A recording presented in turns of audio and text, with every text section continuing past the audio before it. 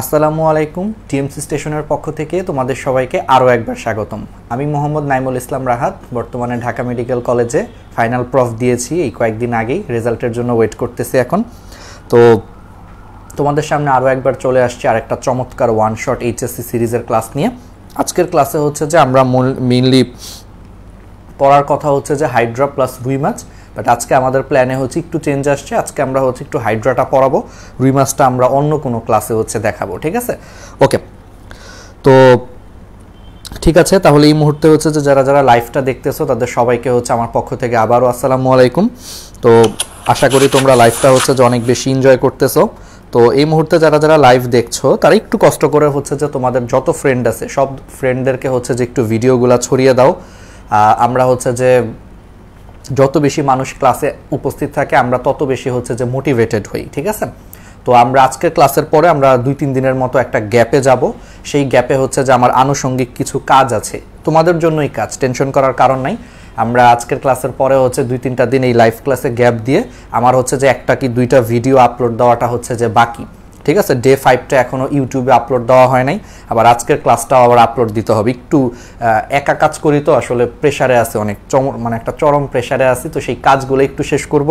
আর তোমাদেরকে কথা দিছিলাম যে কয়েকটা গাইডলাইনমূলক হচ্ছে যে ভিডিও বের করব, যেমন ঘুম থেকে নিস্তার পাওয়ার উপায়। কয়েকদিন আগে দিয়ে রাখছি, বাট ওটা কাজই করা হচ্ছে না।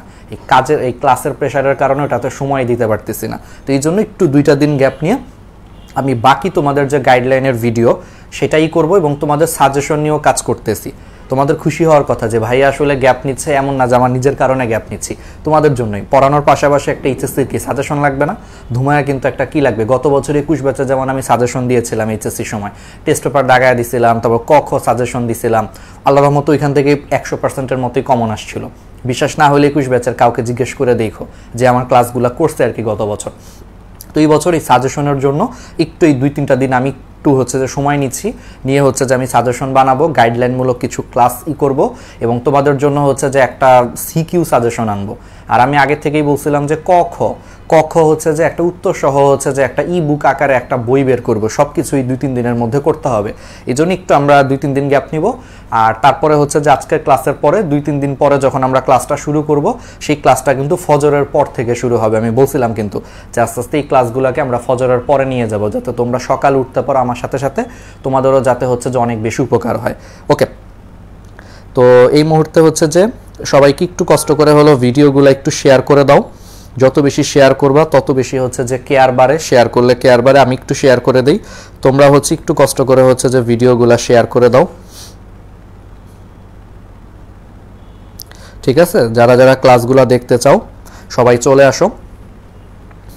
ওকে, যার যত বন্ধু বান্ধবী আছে সবাইকে একটু কষ্ট করে হচ্ছে যে মেনশন করো, যত ধরনের হচ্ছে যে মেনশন করা যায়, শেয়ার করা যায়, একটু কষ্ট করে হচ্ছে শেয়ার করো, কারণ আমি তো আমার দায়িত্বগুলো হচ্ছে যে পালন করছি, ঠিক আছে? আমার ক্লাসে আমি কথা দিছি যে তোমাদেরকে হচ্ছে ফ্রিতে আমি এইচএসসি ওয়ান শট ক্লাসগুলো নিব, এবং যেই ক্লাসে হচ্ছে শুধু ওয়ান শট না, আসলে আমাদের নাম দিছি ওয়ান শট এইচএসসি, বাট যারা ক্লাস করছো তারা কিন্তু দেখছো যে এটা একাডেমিক প্লাস অ্যাডমিশন দুইটাই কভার করে। কারণ আমার ক্লাসগুলো দেখার পর তুমি বই খুলে নিয়ে বসলে দেখবা যে বইয়ের এমন কোনো লাইন নাই যেটা আসলে হচ্ছে যে আমরা বাদ দিছি, কোনো কিছুই আসলে আমরা বাদ দিই নাই। মোটামুটি সব টপিকই হচ্ছে আমরা পড়াইছি, এবং প্রত্যেকটা ইম্পর্টেন্ট লাইনগুলো কিন্তু আমরা ক্লাসেই পড়ায় দিছি। এই লাইনগুলো থেকেই তোমার মেডিকেলে প্রশ্ন হবে, এইচএসসিতে প্রশ্ন হবে, অ্যাডমিশন ভার্সিটি অ্যাডমিশনগুলোতে প্রশ্ন হবে, আবার সৃজনশীল আসবে আমি যেই টপিকগুলো পড়াইছি সেখান থেকেই। দ্যাট মিনস আমাদের এই ক্লাসগুলো করলে তোমার যে শুধু এইচএসসি আসলে কাভার হচ্ছে তা না, অ্যাডমিশনও কিন্তু কাভার হয়ে যাচ্ছে আর কি, ঠিক আছে? ওকে, তো তোমাদের মানে ছড়িয়ে দেওয়াটা আসলে তোমাদের দায়িত্ব।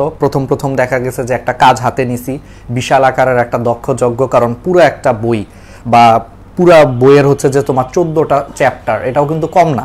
কারণ দেখা গেছে যে শর্ট সিলেবাস আসলে যেই চ্যাপ্টারগুলো আছে সেইগুলোই আসলে ইম্পর্টেন্ট চ্যাপ্টার, আর যেই চ্যাপ্টারগুলো বাদ দিছে এইগুলো আসলে ছোট ছোট চ্যাপ্টার বাদ দিছে। তো হিসাবে ধরতে গেলে হচ্ছে যে অলমোস্ট পুরো বইটা হচ্ছে আমি তোমাদেরকে ফ্রিতে অ্যানিমেশন সহ গুছায় হচ্ছে যে পড়াচ্ছি। এগুলো বানাইতেও যেমন অনেক সময় লাগছে, এই জিনিসগুলো লেকচার বানাইতে, ক্লাস নেওয়াটাও একটা বিশাল মনে করো একটা দক্ষ যজ্ঞের ব্যাপার। তো তোমরা বাকি জিনিসটা হচ্ছে তোমাদের উপর নির্ভর করতেছে, একটু কষ্ট করে হচ্ছে ছড়িয়ে দিবা। যার যত ফ্রেন্ড আছে একটু কষ্ট করে হচ্ছে যে ফ্রেন্ডদের সাথে হচ্ছে যে একটু শেয়ার করবা, ছড়িয়ে দিবা। আর তোমরা অনেকেই হয়তো বা আমাদেরকে প্রশ্ন করো যে ভাই এই ফ্রি ক্লাসগুলো হচ্ছে যে কি বলে, আগে তো আমি প্রথম দিকে প্ল্যান করেছিলাম যে 2 জায়গাতেই একবারে হচ্ছে লাইভ স্ট্রিমিং করব, কিন্তু এখন হচ্ছে যে লাইভ স্ট্রিমিংটা শুধু ফেসবুকে করি আর পুরো ক্লাসটা ডাউনলোড করে আমি হচ্ছে ইউটিউবে ফ্রেশ একটা ভিডিও হচ্ছে আপলোড দিয়ে দিই, ঠিক আছে। তো এতে করে আমার মনে হয় যে সবচেয়ে বেস্ট হয়, কারণ ইউটিউবের একটা প্রবলেম হচ্ছে ইউটিউব স্ট্রিমিংয়ের জন্য অতটা ভালো না। ইউটিউবে দেখা যায় যে খুব ভালো নেট না হইলে 5 সেকেন্ডের জন্য নেট চলে গেলে ইউটিউব ডিসকানেক্ট হয়ে যায়, যেটা আমাদের ক্লাসে হয়েছে কিন্তু কয়েকবার। প্রথম 2 দিন না 3 দিনে কিন্তু এটাই হয়েছে, ইউটিউব ডিসকানেক্ট হয়ে গেছে 30 মিনিটের পরে। এই কারণে আপাতত এখন আমি যে তোমাদেরকে আগেও বলছি যে আমরা এখন আর ইউটিউবে লাইভ না করে ইউটিউবে হচ্ছে যে ক্লাসগুলো রেকর্ড করে হচ্ছে দিয়ে দিচ্ছি আর ফেসবুকে হচ্ছে লাইভে আসতেছি। ওকে, আর এই যে 2 দিন যে গ্যাপ নিব তোমাদেরকে বলছি, এই 2-3 দিনে কিন্তু আমি 3টা গুরুত্বপূর্ণ কাজ করব। একটা হচ্ছে ওই যে ঘুম কেমনে তাড়াবা এইরকম টাইপের কয়েকটা ভিডিও, একটা না শুধু, এরকম আরও মজার এবং তোমাদের জন্য দরকার এরকম কয়েকটা ভিডিওর কাজগুলা এগিয়ে রাখবো, কারণ এই টানা ক্লাস নেওয়ার কারণে আসলে সময় করে উঠতে পারতেছি না, বুঝছো। তারপরে হচ্ছে যে তোমাদের ডে 5-এর ক্লাস এখন আপলোড দেওয়া হয় না ইউটিউবে, সেটা আপলোড দিয়ে দিব এই 2 দিনের গ্যাপে। 6-এর ক্লাসটা হচ্ছে আপলোড দিয়ে দিব। আবার অনেকেই দেখলাম যে পরে জয়েন করছো, তোমাদেরও অনেকের নোট করা হয় নাই, তো তোমাদেরকে তুমি মনে করায় দেই যে ক্লাস নোট করলে কিন্তু একটা উপহার আছে, পার্সোনাল মেন্টরিংয়ের কিন্তু একটা সুযোগ আছে, সেই সুযোগটাও কিন্তু অনেকে নিতে চাও, বাট অনেকের দেখা গেছে যে আমাদের 6টা ক্লাস আজকে হয়ে যাবে, বাট 6টা নোট অনেকেরই রেডি না। এই জন্য আমরা 2 দিন সময় দিচ্ছি, যার যত ধরনের নোট করা বাকি আছে যাতে এই 2টা দিনে করে ফেলতে পারো। প্লাস হচ্ছে যে তোমাদের জন্য সাজেশন, এইচএসসি সাজেশন বানাবো এই 2 দিনে, ঠিক আছে। এই 2 দিনের সাজেশন বানাবো, এটা আস্তে আস্তে একটা করে আমি হচ্ছে গ্রুপে বা হচ্ছে যে ইউটিউবে হচ্ছে দিব আর কি। প্লাস কিছু মনে করো আরও অনেক ধরনের, মানে তোমাদের জন্যই আসলে কাজগুলা করব, গাইডলাইন টাইপ, ঠিক আছে। টানা পড়ানোর পক্ষপাতী আমি না, আমি প্ল্যান করি যে আমি হচ্ছে যে সপ্তাহে 3 থেকে 4টা যদি পড়ানোর ক্লাস নেই, 2-3টা থাকবে হচ্ছে গাইডলাইনমূলক ক্লাস, সাজেশন। কারণ এখন বর্তমান প্রেক্ষাপটে ক্লাসের পাশাপাশি সাজেশন বা গাইডলাইনও অনেক গুরুত্বপূর্ণ, ঠিক আছে। পড়ানো যেমন গুরুত্বপূর্ণ, গাইডলাইনটাও গুরুত্বপূর্ণ, কারণ তোমরা অনেকেই জানো না যে ভাইয়া এখন আর 2.5 মাস আছে ধরো এইচএসসির, বা 3 মাস আছে, কিভাবে করব, বা এখন অ্যাডমিশনের পড়া কি এখনই পড়বো কি না, বা করলে কি করব না করব, অনেকেই কিন্তু আসলে কনফিউজড। বা ভাইয়া যে শর্ট সিলেবাসের বাইরের চ্যাপ্টারগুলো এখন পড়লে কিভাবে পড়বো, এটা কি ডিটেলসে পড়বো নাকি জাস্ট হালকা একটু রিডিং দিব না কি করব, এই জিনিসগুলোর জন্য আমার মনে হয় যে গাইডলাইনমূলক ক্লাসেরও গুরুত্ব আছে, ঠিক আছে। টানা পড়ায় গেলে আবার দেখা যাবে গাইডলাইনগুলো মিস করতেছো তোমরা, এগুলোরও দরকার আছে যে তুমি কিভাবে পড়বা, ঠিক আছে। এই জিনিসগুলোর জন্য আমরা হচ্ছে 2টা দিন ব্রেক নিব, আজকের পরে হয়তো 2টা দিন ক্লাস থাকবে না, এরপরে হয়তো 2টা বা 3টা দিন পরে আমি কথা দিয়েছিলাম যে একবারে ফজরের পরে ক্লাস শুরু করবো, আবার এই ক্লাসগুলো কন্টিনিউ করবো, ঠিক আছে। ওকে, তো তাহলে এই মুহূর্তে কি কোন জায়গা থেকে হচ্ছে ক্লাসগুলো দেখছো একটু কষ্ট করে হচ্ছে যে কমেন্টে জানাও। আর আমি আগেও বলছিলাম এই যে দেখো ক্লাসের মেম্বার হচ্ছে যে অনেক কমে যাচ্ছে, প্রথম দিন ছিল হচ্ছে 500 প্লাস ছিল, তারপরের দিন ছিল হচ্ছে 300, 350, আস্তে আস্তে কমতে কমতে যে এখন 175 জন। এটাই আসলে হয় যে আমি বারবার একটা জিনিসের উপর গুরুত্ব দিই যে কোনো একটা ট্রেন প্ল্যাটফর্ম থেকে যখন ছাড়ে তখন সবাই হচ্ছে যে সেই ট্রেনের যাত্রী হয়, কিন্তু দেখা যায় একটু পরে হচ্ছে একজন অধৈর্য হয়ে স্টেশনে নেমে যায়, আর একজন স্টেশনে নামতে নামতে শেষ গন্তব্যে পৌঁছায় কিন্তু হাতে গোনা কয়েকজন যাত্রী। তো তোমরা যারা এখন লাইভটা দেখতেছো, আমি বলতে পারি যে তোমরা হচ্ছে সেই হাতে গোনা কয়েকজন যাত্রী যারা এখন পর্যন্ত হচ্ছে যে আল্লাহর রহমতে সঠিক পথে আসো। তোমরা এখনো ক্লাস করছো, তার মানে তোমরা এখনো সঠিক পথে আসো, ঠিক আছে। এই পথটা ধরে রাখো, অ্যাটলিস্ট তোমরা হচ্ছে যে পথচ্যুত হয়েও না, তোমরা এই জিনিসটাকে ধরে রাখো। আর পারলে হচ্ছে তোমাদের যেই সমস্ত সহযোদ্ধারা 1 দিন 2 দিন ক্লাস করে চলে গেছে ওদেরকে আবার নিয়ে আসো, কারণ এই ক্লাসগুলো করলে তোমার আর কোথাও ক্লাস করা লাগতেছে না, ডিটেলস সব ওকে হয়ে যাচ্ছে এবং কোনো খরচও লাগতেছে না। আমি খালি চাই যে তোমরা একটু এগুলাকে সারা বাংলাদেশে শেয়ার করে দাও, কারণ বাংলাদেশের আর্থসামাজিক প্রেক্ষাপটে আসলে হচ্ছে যে বাংলাদেশের স্টুডেন্টদের কাছে হচ্ছে যে আমার অনেক মানে কিছু দেওয়া বাকি আছে, কারণ আমি বিশ্বাস করি যে আল্লাহ তাআলা আমাকে যে সুযোগ সুবিধা দিয়েছে, ঠিক আছে, ছোটোবেলা থেকেই মোটামুটি একটা ভালো ফ্যামিলিতে ফাইন্যান্সিয়ালি কখনো আমাকে প্রবলেম ফেস করতে হয় নাই, কিন্তু এটা বাংলাদেশের কয়টা ছেলে মেয়ে হচ্ছে এই সুযোগটা পায়। তো যেহেতু এখান থেকে আমি হচ্ছে যে এখন কিছু একটা মানে করতে পারছি, বা হয়তো নামের আগে 2-1টা ব্র্যান্ড লাগাইতে পারছি, তো এখন সেটাকে কাজে লাগিয়ে আমি চাই হচ্ছে যে ওই সমস্ত মানুষদের জন্য কাজ করার জন্য যারা আসলে ফাইন্যান্সিয়াল কারণে হচ্ছে যে ভালো টিচারের ক্লাস করতে পারে না, ভালো গাইডলাইন পায় না, তাদের জন্য হচ্ছে যে হেল্প করার জন্যই কিন্তু আমার আসলে এই ফ্রি শর্ট ক্লাসগুলো। কারণ যাদের টাকা পয়সা আছে আমি জানি, আমি যদি ক্লাস নাও নেই, অনেক ভালো টিচার আছে বাংলাদেশে, ভালো টিচারের অভাব নেই, হাজার হাজার ভালো টিচার আছে অনেক জায়গাতেই আছে। তো তুমি যে কোনো একজনের কাছে তুমি পড়তে পারবা যেহেতু তোমার টাকা পয়সা আছে। কিন্তু যেই ছেলেটা বা যেই মেয়েটা হচ্ছে মফস্বলে থাকে, প্লাস ওইখানে ভালো টিচারও নাই, বা ওর অর্থনৈতিক প্রবলেমের কারণে ছেলেটা ভালো জায়গায় এসে কোচিংও করতে পারতেছে না, তাদের জন্য চিন্তা করেই কিন্তু আসলে আমরা এই যে ওয়ান শট এইচএসসি সিরিজটা ওদের সবচেয়ে বেশি হেল্প করবে, ঠিক আছে। আর সত্যি কথা হচ্ছে যে কোর্স তো সবাই করায়, যেমন আমি নিজেও করাবো, তাই না? আমি নিজেও তো আসলে সব কিছু ফ্রি দেওয়া কারো পক্ষেই পসিবল না, তাই না? আমারও তো চলার জন্য টাকা পয়সা দরকার, বাট আমি চেষ্টা করতেছি যাতে আমার এই ফ্রি ক্লাসগুলো দেখলেও যারা একেবারেই কোনো জায়গায় কোর্স করতে পারতেছে না, এই ফ্রি ক্লাসগুলো দেখেও ইনশাল্লাহ যদি ওরা ঠিক থাকে, ওরা যদি নিজেরা ঠিক থাকতে পারে, ওরা নিজেরা দেখে টেকেও ইনশাল্লাহ একটা ভালো প্রিপারেশন নিয়ে এইচএসসি দিতে পারবে। এই ফ্রি ক্লাসগুলো দেখে ওরা অ্যাডমিশনের একটা ভালো প্রিপারেশন নিয়ে পরীক্ষার হলে যেতে পারবে, ঠিক আছে। আর যাদের টাকা পয়সা আছে তারা তো কোর্স করবেই, স্বাভাবিক, তাই না? ওকে, তারা তো সবসময় গাইডলাইনের মধ্যে থাকবে, ঠিক আছে। এটার জন্যই আসলে, তো এই জন্য একটু আমি তোমাদেরকে বারবার বলি আসলে একটু শেয়ার করার জন্য। অনেক সময় হয়তো তোমরা বিরক্ত হইতে পারো যে ভাইয়া আসলে শুরু করার আগেই 15 মিনিট খালি শেয়ার করতে বলে। এই শেয়ার করার পিছনে উদ্দেশ্যটা এইটাই যে তুমি যত বেশি শেয়ার করবা তত বেশি এই সমস্ত সুবিধা বঞ্চিত ছেলে মেয়ের কাছে পৌঁছে যাবে, ঠিক আছে। আর কম কম শেয়ার করলে দেখা যাবে যে ওদের কাছে পৌঁছাবে না। এখন বর্তমানে যেহেতু একটা প্রযুক্তির একটা কি বলে বিপ্লব ঘটে যাচ্ছে, ঠিক আছে। আজকের থেকে 5-6 বছর আগেও আমি কখনো চিন্তা করি না, আমি যখন তোমাদের এই সময়টায় ছিলাম। আমি তোমাদেরকে একটা কথা বলি, হ্যাঁ, আজকের থেকে ধরো আমি 2016 ব্যাচ এইচএসসি, আজকে একটা ছোট্ট ঘটনা দিয়ে ক্লাসটা শুরু করি। তো 2016 সালের সময় কিন্তু এরকম অনলাইনে মানে ইন্টারনেট ছিল, ইউটিউব ছিল, সবই ছিল, ফেসবুক ছিল, বাট তখন ফেসবুক ইউটিউবে যেরকম পড়াশোনা করানো যায় এই আইডিয়াটা আসলে কারো ছিল না বা কেউ এইভাবে করাইতেও না।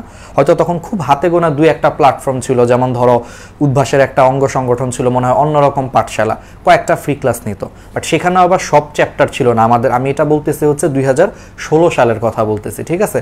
তো তখন আমি যখন স্টুডেন্ট ছিলাম আমাদেরকে হচ্ছে যে মানে পড়াশোনার পিছনে অনেক খরচ করতে হয়েছে। আমার নিজের এখনও মনে আছে, আমি অ্যাডমিশন সিজনে কোচিংয়ের পিছনে মনে হয় অফলাইন কোচিংয়ের পিছনে অলমোস্ট হচ্ছে 25 থেকে 30 হাজার টাকা হচ্ছে আমাকে খরচ করতে হয়েছে, আমাকে নিজেকে, মানে আমি নিজে 25 থেকে 30 হাজার টাকা খরচ করছি।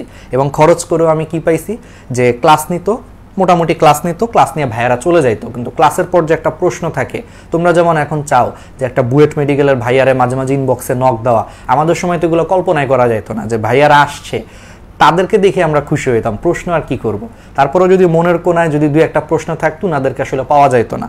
দোষটা উনাদেরও না, আসলে সিস্টেমটাই তখন এরকম ছিল, ক্লাস নিবে এসে তারা চলে যাচ্ছে, তাদের তো আমি আর দ্বিতীয়বার কখনো দেখারও সুযোগ পাচ্ছি না। আর কোচিংয়ে দেখা যায় এক একদিন এক এক ভাইয়া এসে ক্লাস নিয়ে চলে যায়। তো আমার যে প্রবলেমগুলো ছিল সেই প্রবলেমগুলো কিন্তু আমাদের প্রবলেমই রয়ে যাইতো, বা যে আরও যে এক্সট্রা জানার জিনিস যে ভাইয়া কি করলে মেডিকেলে চান্স পাওয়া যায়, বা এখন কি করব না করব, বা ভাই আমার পড়াশোনার অবস্থা এরকম, একটু যদি গাইডলাইন দিতেন, এটা আমাদের সময় কল্পনা করা যাইতো না। কিন্তু এখন টেকনোলজির কারণে এটা অনেক সহজলভ্য হয়ে গেছে। অনেক এখন অনলাইনে ভাইয়ারা আছে যারা অনেক ভালো পড়ায়, আমার থেকেও 1000 গুণে ভালো পড়ায়, অনেক ভাইয়া আছে, প্লাস হচ্ছে যে দেখা যায় যে অনেক সুন্দর গাইডলাইনও দেয়। তো এটা এই জন্যই আমি বলি যে এই টেকনোলজিটা এখন একটা আশীর্বাদ, এটাকে আশীর্বাদ হিসেবেই গ্রহণ করা উচিত, এবং তোমরা একটু যদি ছড়িয়ে দাও তাহলে এই জিনিসগুলো আরও মানুষের কাছে পৌঁছাবে, ঠিক আছে। তো আজকে এই কথাগুলো দিই, তাহলে আমরা শুরু করি। ওকে,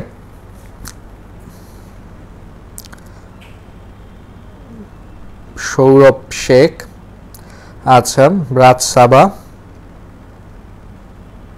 ফারদিন আহমেদ, হ্যাঁ তোমরা বন্ধুদেরকে হচ্ছে মেনশন করো, যদি শেয়ার করা হয়ে যায় একটু মেনশন করো, তাহলে আমরা শুরু করি। আজকে আর কমেন্ট না পড়ি, আজকে কথা বলতে যেই সময় নষ্ট হয়ে গেছে একটু মোটিভেশনাল কথাগুলো বলছি, তাহলে আমরা শুরু করি। একটু পরে আমরা গল্প করব, সব কিছু করবো। আজকে আমরা আগে হাইড্রাটা ভালো মতো পড়ি, ঠিক আছে। বিসমিল্লাহির রহমানির রহিম।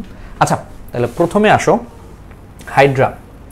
তাহলে ফার্স্টে দেখো তো এই জিনিসটা কি, দেখো এই যে এই জিনিসটা হচ্ছে কি, একটা হাইড্রা, তাই না? দেখো এটা কি, এটাও হচ্ছে হাইড্রা, ঠিক আছে। দেখো হাইড্রার কিছু লাইভ ছবি দেখো, এটা হচ্ছে মাইক্রোস্কোপের নিচে মানে রেখে দেখছে বা ম্যাগনিফাইং গ্লাস দিয়ে দেখতেছে, ঠিক আছে, হাইড্রাকে। আচ্ছা,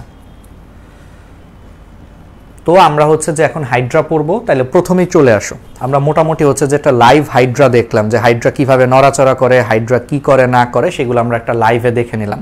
হাইড্রা দেখতে মনে হচ্ছে একটা দানবের মতো মনে হচ্ছে। আচ্ছা, তো হাইড্রাকে প্রথমে একটা কথা, হাইড্রাকে আবিষ্কার করছে কে, নামকরণ করছে, পুনরুৎপত্তিকে বর্ণনা করছে, এটা খুব ইম্পর্টেন্ট। হাইড্রার আবিষ্কারক হচ্ছেন আব্রাহাম ট্রেমলে। আব্রাহাম ট্রেমলে নামক একজন ভদ্রলোক হাইড্রা হচ্ছে আবিষ্কার করেছেন, অবজেক্টিভের জন্য ইম্পর্টেন্ট, এবং তিনি সর্বপ্রথম হাইড্রার একটা ক্ষমতা সম্পর্কে বলেছেন, যেই ক্ষমতাটাকে আমরা বলি হচ্ছে পুনরুৎপত্তি ক্ষমতা। তাহলে আব্রাহাম ট্রেমলে হচ্ছে হাইড্রার পুনরুৎপত্তি ক্ষমতারও হচ্ছে বর্ণনা দিয়েছেন, ঠিক আছে। আচ্ছা, কিন্তু হাইড্রার নামকরণ কে করেছেন? নামকরণ করেছেন হচ্ছে ক্যারোলাস লিনিয়াস। ঠিক আছে, তাহলে হাইড্রা আবিষ্কার করেছে আব্রাহাম ট্রেমলে, হাইড্রার পুনরুৎপত্তি ক্ষমতা এটাও বর্ণনা করেছেন আব্রাহাম ট্রেমলে, কিন্তু নামকরণটা করছে আরেকজন এসে, ক্যারোলাস লিনিয়াস। ঠিক আছে, আচ্ছা এটা মনে রাখবা কেমনে? এটা মনে রাখবা কিভাবে? এটা মনে রাখার জন্য একটা জিনিস আছে, এটা অনেক সময় কনফিউজড হয়, তাহলে তোমরা মনে রাখতে পারো আই আই লিনা আপু,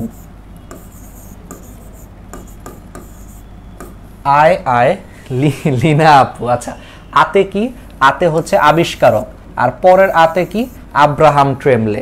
তাহলে আই দিয়ে মনে রাখবা, আবিষ্কারক হচ্ছেন আব্রাহাম ট্রেমলে। আচ্ছা, লিনার লিতে হচ্ছে লিনিয়াস, আর নাতে হচ্ছে নামকরণ। নাতে হচ্ছে নামকরণ, লিতে লিনিয়াস, তার মানে ক্যারোলাস লিনিয়াস হচ্ছে নামকরণ করেন। আর আপুতে বুঝতেই পারতেছো, আতে হচ্ছে সে আবার আব্রাহাম ট্রেমলে, আর পুতে হচ্ছে পুনরুৎপত্তি ক্ষমতা। তাহলে পুনরুৎপত্তি ক্ষমতা সম্পর্কে বর্ণনা দেন হচ্ছেন আব্রাহাম ট্রেমলে। তাহলে মনে রাখবা আই লিনা আপু দিয়ে, তাহলে এই অবজেক্টিভগুলো মনে থাকবে। এটা কেন জানি মেডিকেলে আসে, বুঝছো, একটু কনফিউজিং আর কি, এই জন্য বললাম। আচ্ছা, এখন আসো, হাইড্রা হচ্ছে তোমার টোটাল পৃথিবীতে 40টার মতো হচ্ছে যে হাইড্রার প্রজাতি আছে। এর মধ্যে বাংলাদেশে হচ্ছে তোমার 3 ধরনের হাইড্রা পাওয়া যায়। এই 3 ধরনটা কি কি? হাইড্রা অলিগ্যাকটিস, এটার আগের নাম ছিল হচ্ছে হাইড্রা ফুস্কা, একটা চমৎকার নাম ছিল। এই হাইড্রা অলিগ্যাকটিসের আগের নাম ছিল হাইড্রা ফুস্কা, ওই নামটা আমার অনেক পছন্দ ছিল, কিন্তু এখন চেঞ্জ করে দিছে হাইড্রা অলিগ্যাকটিস আজমল স্যারের নতুন বইয়ে। তাহলে এটা হচ্ছে বাদামি কালারের হাইড্রা ভিরিডিসিমা, এটা হচ্ছে সবুজ কালারের হাইড্রা, আর হাইড্রা ভালগারিস যেটা হচ্ছে বর্ণহীন বা স্বচ্ছ। তাহলে বাংলাদেশে প্রাপ্ত 3 প্রজাতির হাইড্রা কি কি? Hydra oligactis, hydra viridissima, hydra vulgaris. এর মধ্যে অলিগ্যাকটিস হচ্ছে বাদামি কালার, ভিরিডিসিমা হচ্ছে সবুজ কালার, হাইড্রা ভালগারিস হচ্ছে বর্ণহীন বা হচ্ছে স্বচ্ছ। এখন এর মধ্যে বাংলাদেশে সবচেয়ে বেশি পাওয়া যায় হচ্ছে 3 নম্বরটা, অর্থাৎ হাইড্রা ভালগারিস। আচ্ছা, তাহলে এবার আসো হাইড্রার স্বভাব, এখান থেকে অবজেক্টিভের জন্য ইম্পর্টেন্ট। 4টা ম দিয়ে মনে রাখবা। কয়টা ম দিয়ে মনে রাখবা? 4টা ম দিয়ে মনে রাখবা। দেখো আমি বলে দিই। প্রথম মতে হচ্ছে মুক্তজীবী। মুক্তজীবী জিনিসটা কি? প্রাণীর বিভিন্নতা ও শ্রেণীবিন্যাস ক্লাসে পড়াইছি। মুক্তজীবী হচ্ছে যারা বেঁচে থাকার জন্য অন্য কোনো জীবের উপর নির্ভরশীল না, ওরাই হচ্ছে মুক্তজীবী। হাইড্রা কি কৃমির মতো কারো শরীরে ঢুকে খাদ্য শোষণ করে না, এই জন্য হাইড্রা হচ্ছে মুক্তজীবী, মানে ওরা নিজের খাবার নিজেই গ্রহণ করে। ঠিক আছে, এই কারণে মনে রাখবা। তাহলে হাইড্রা হচ্ছে মুক্তজীবী। তাহলে প্রথমটা হচ্ছে ম দিয়ে, 4টা ম। পরের ম, দ্বিতীয় মতে হচ্ছে মিঠা পানির প্রাণী। দ্বিতীয় মতে হচ্ছে মিঠা পানি, তার মানে হাইড্রা হচ্ছে মিঠা পানির প্রাণী। তৃতীয় মতে হচ্ছে মাংসাশী, অর্থাৎ হাইড্রা হচ্ছে মাংসাশী এবং হচ্ছে কোষশিকার সাহায্যে খাদ্য গ্রহণ করে, 3 নম্বর ম। আর 4 নম্বর ম এখানে লেখা নাই। হাইড্রার প্রধান অযৌন জনন প্রক্রিয়ার নাম হচ্ছে মুকুলোদ্গম। এটা অবজেক্টিভের জন্য ইম্পর্টেন্ট। 4 নম্বর মতে হচ্ছে মুকুলোদ্গম, মনে রাখবা মুকুলোদ্গম, তার মানে হাইড্রার প্রধান জনন প্রক্রিয়ার নাম হচ্ছে তোমার মুকুলোদ্গম। ঠিক আছে, ওকে। তাহলে 4টা ম। তাহলে একটাতে হচ্ছে হাইড্রা মুক্তজীবী, দ্বিতীয় মতে হচ্ছে মিঠা পানির প্রাণী, তৃতীয় মতে হচ্ছে মাংসাশী এবং কোষশিকার সাহায্যে খাদ্য গ্রহণ করে, 4 নম্বর মতে হচ্ছে মুকুলোদ্গম, অর্থাৎ মুকুলোদ্গম হচ্ছে হাইড্রার মেইন জনন প্রক্রিয়া। আচ্ছা, সাথে আরও 2টা জিনিস একটু মনে রাখবা। হাইড্রা হচ্ছে ব্যাপন প্রক্রিয়ার মাধ্যমে হচ্ছে শ্বসন এবং রেচন সম্পন্ন করে। কোন প্রক্রিয়ার মাধ্যমে? ব্যাপন প্রক্রিয়ার মাধ্যমে শ্বসন এবং রেচন সম্পন্ন করে। আর হাইড্রাতে হচ্ছে পুনরুৎপত্তি ক্ষমতা আছে। এই পুনরুৎপত্তি ক্ষমতা সম্পর্কে আমরা ডিটেলসে হচ্ছে যে বলবো, একটা কোষ আছে ইন্টারস্টিশিয়াল কোষ, সেটা নিয়ে আমরা ডিটেলসে একটু পরেই পড়বো। তাহলে আশা করি মনে থাকবে 4টা ম, আর বাকিগুলো আশা করি মনে থাকবে। আচ্ছা, তাহলে এবার আসো হাইড্রার ক্লাসিফিকেশন। দরকার নাই, জাস্ট হাইড্রার ক্লাসিফিকেশন আমি শুধু একটা জিনিস তোমাকে বলে দিই। হাইড্রার যে জিনিসটা দেখতে পাচ্ছ, হাইড্রার বৈজ্ঞানিক নাম হচ্ছে হাইড্রা ভালগারিস, ওইটাই আমরা পড়তেছি কারণ বাংলাদেশে এইটাই বেশি পাওয়া যায়। আর বুঝতেই পারতেছো যে হাইড্রা হচ্ছে নিডারিয়া পর্বের প্রাণী। জাস্ট ক্লাসিফিকেশনটা দেখাইছে, এর মধ্যে এটা একটু মনে রাখতে হবে, হাইড্রা হচ্ছে নিডারিয়া পর্বের প্রাণী। এই 2টা মনে রাখলেই হবে। আচ্ছা, এবার আসো হচ্ছে হাইড্রা কেন নিডারিয়া পর্বভুক্ত প্রাণী? আসতে পারে মাঝে মাঝে, বা জেনে রাখাটা ভালো, আমার কাছে মনে হয়েছে এটা একটু জেনে রাখতে পারলে ভালো। তাহলে তোমাদেরকে কিন্তু এর আগের ক্লাসেই কিন্তু প্রাণীর বিভিন্নতা ও শ্রেণীবিন্যাস এই চ্যাপ্টারটা পড়াইছি। তাহলে বলো তো, প্রাণীর বিভিন্নতা ও শ্রেণীবিন্যাস চ্যাপ্টারে তোমাদেরকে বলছিলাম নিডারিয়া পর্বের কয়েকটা বৈশিষ্ট্য ছিল, বলো তো একটু বলতে পারো কিনা? প্রথম তুমি একটু মনে করে দেখো, নিডারিয়া কি বলছিলাম? নিডারিয়া হচ্ছে পরিফেরার পরই হচ্ছে নিডারিয়া।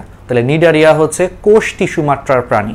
মনে করে দেখো, তাহলে নিডারিয়া হচ্ছে কোষ টিস্যু মাত্রার প্রাণী, বেসিক। দ্বিতীয় বেসিকটা বলছিলাম হচ্ছে নিডারিয়াই হচ্ছে ডিপ্লোব্লাস্টিক।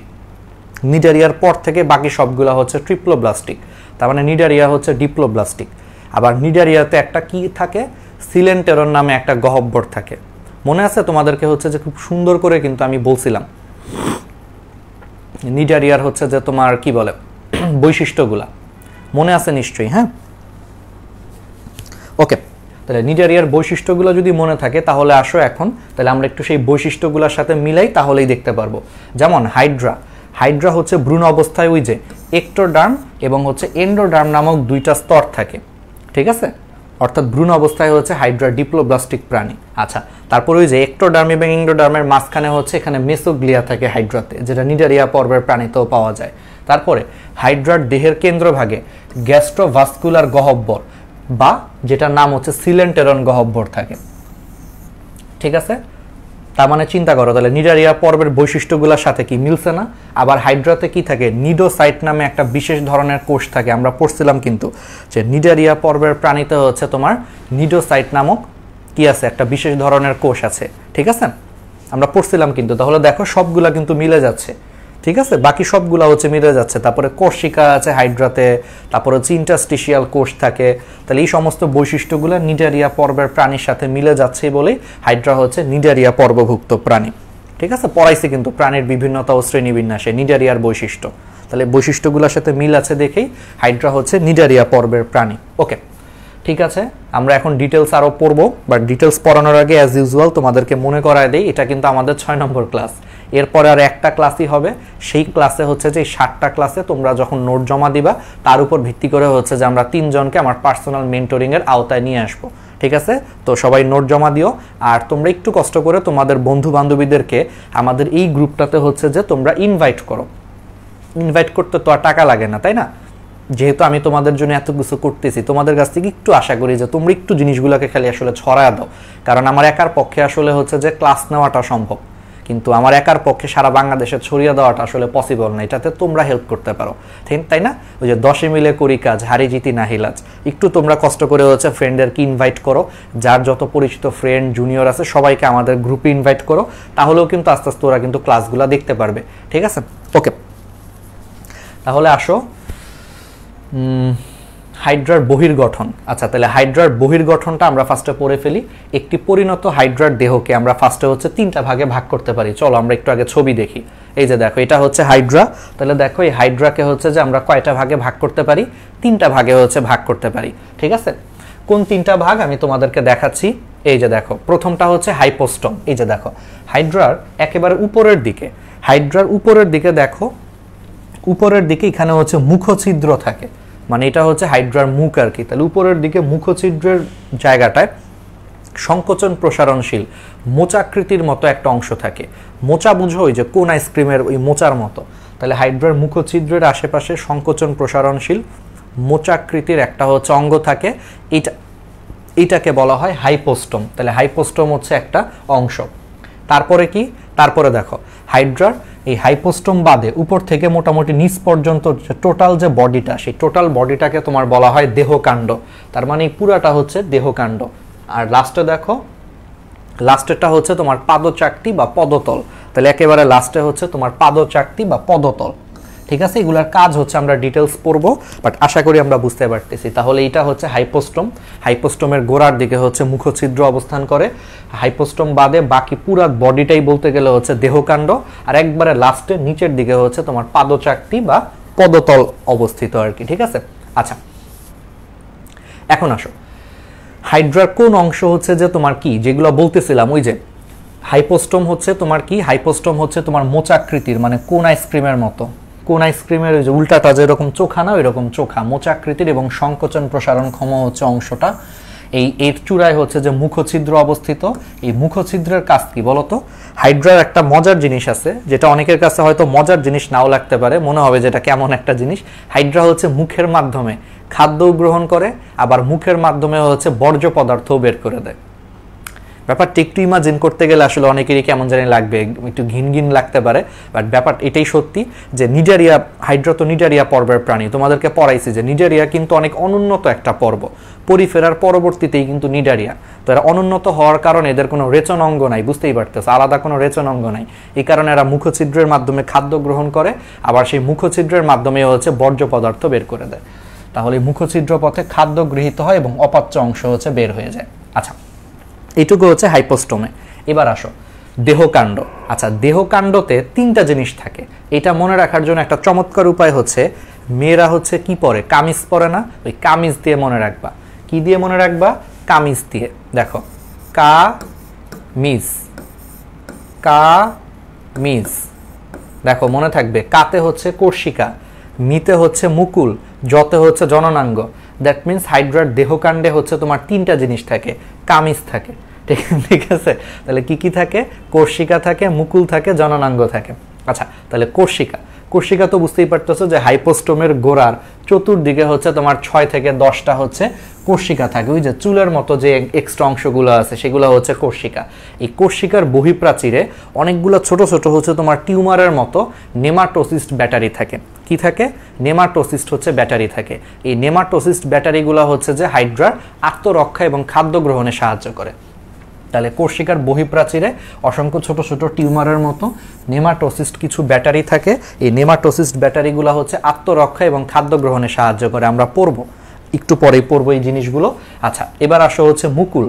বুঝতেই পারতেছো যে একটু আগে বলছিলাম যে হাইড্রার প্রধান প্রজনন প্রক্রিয়া কোনটা?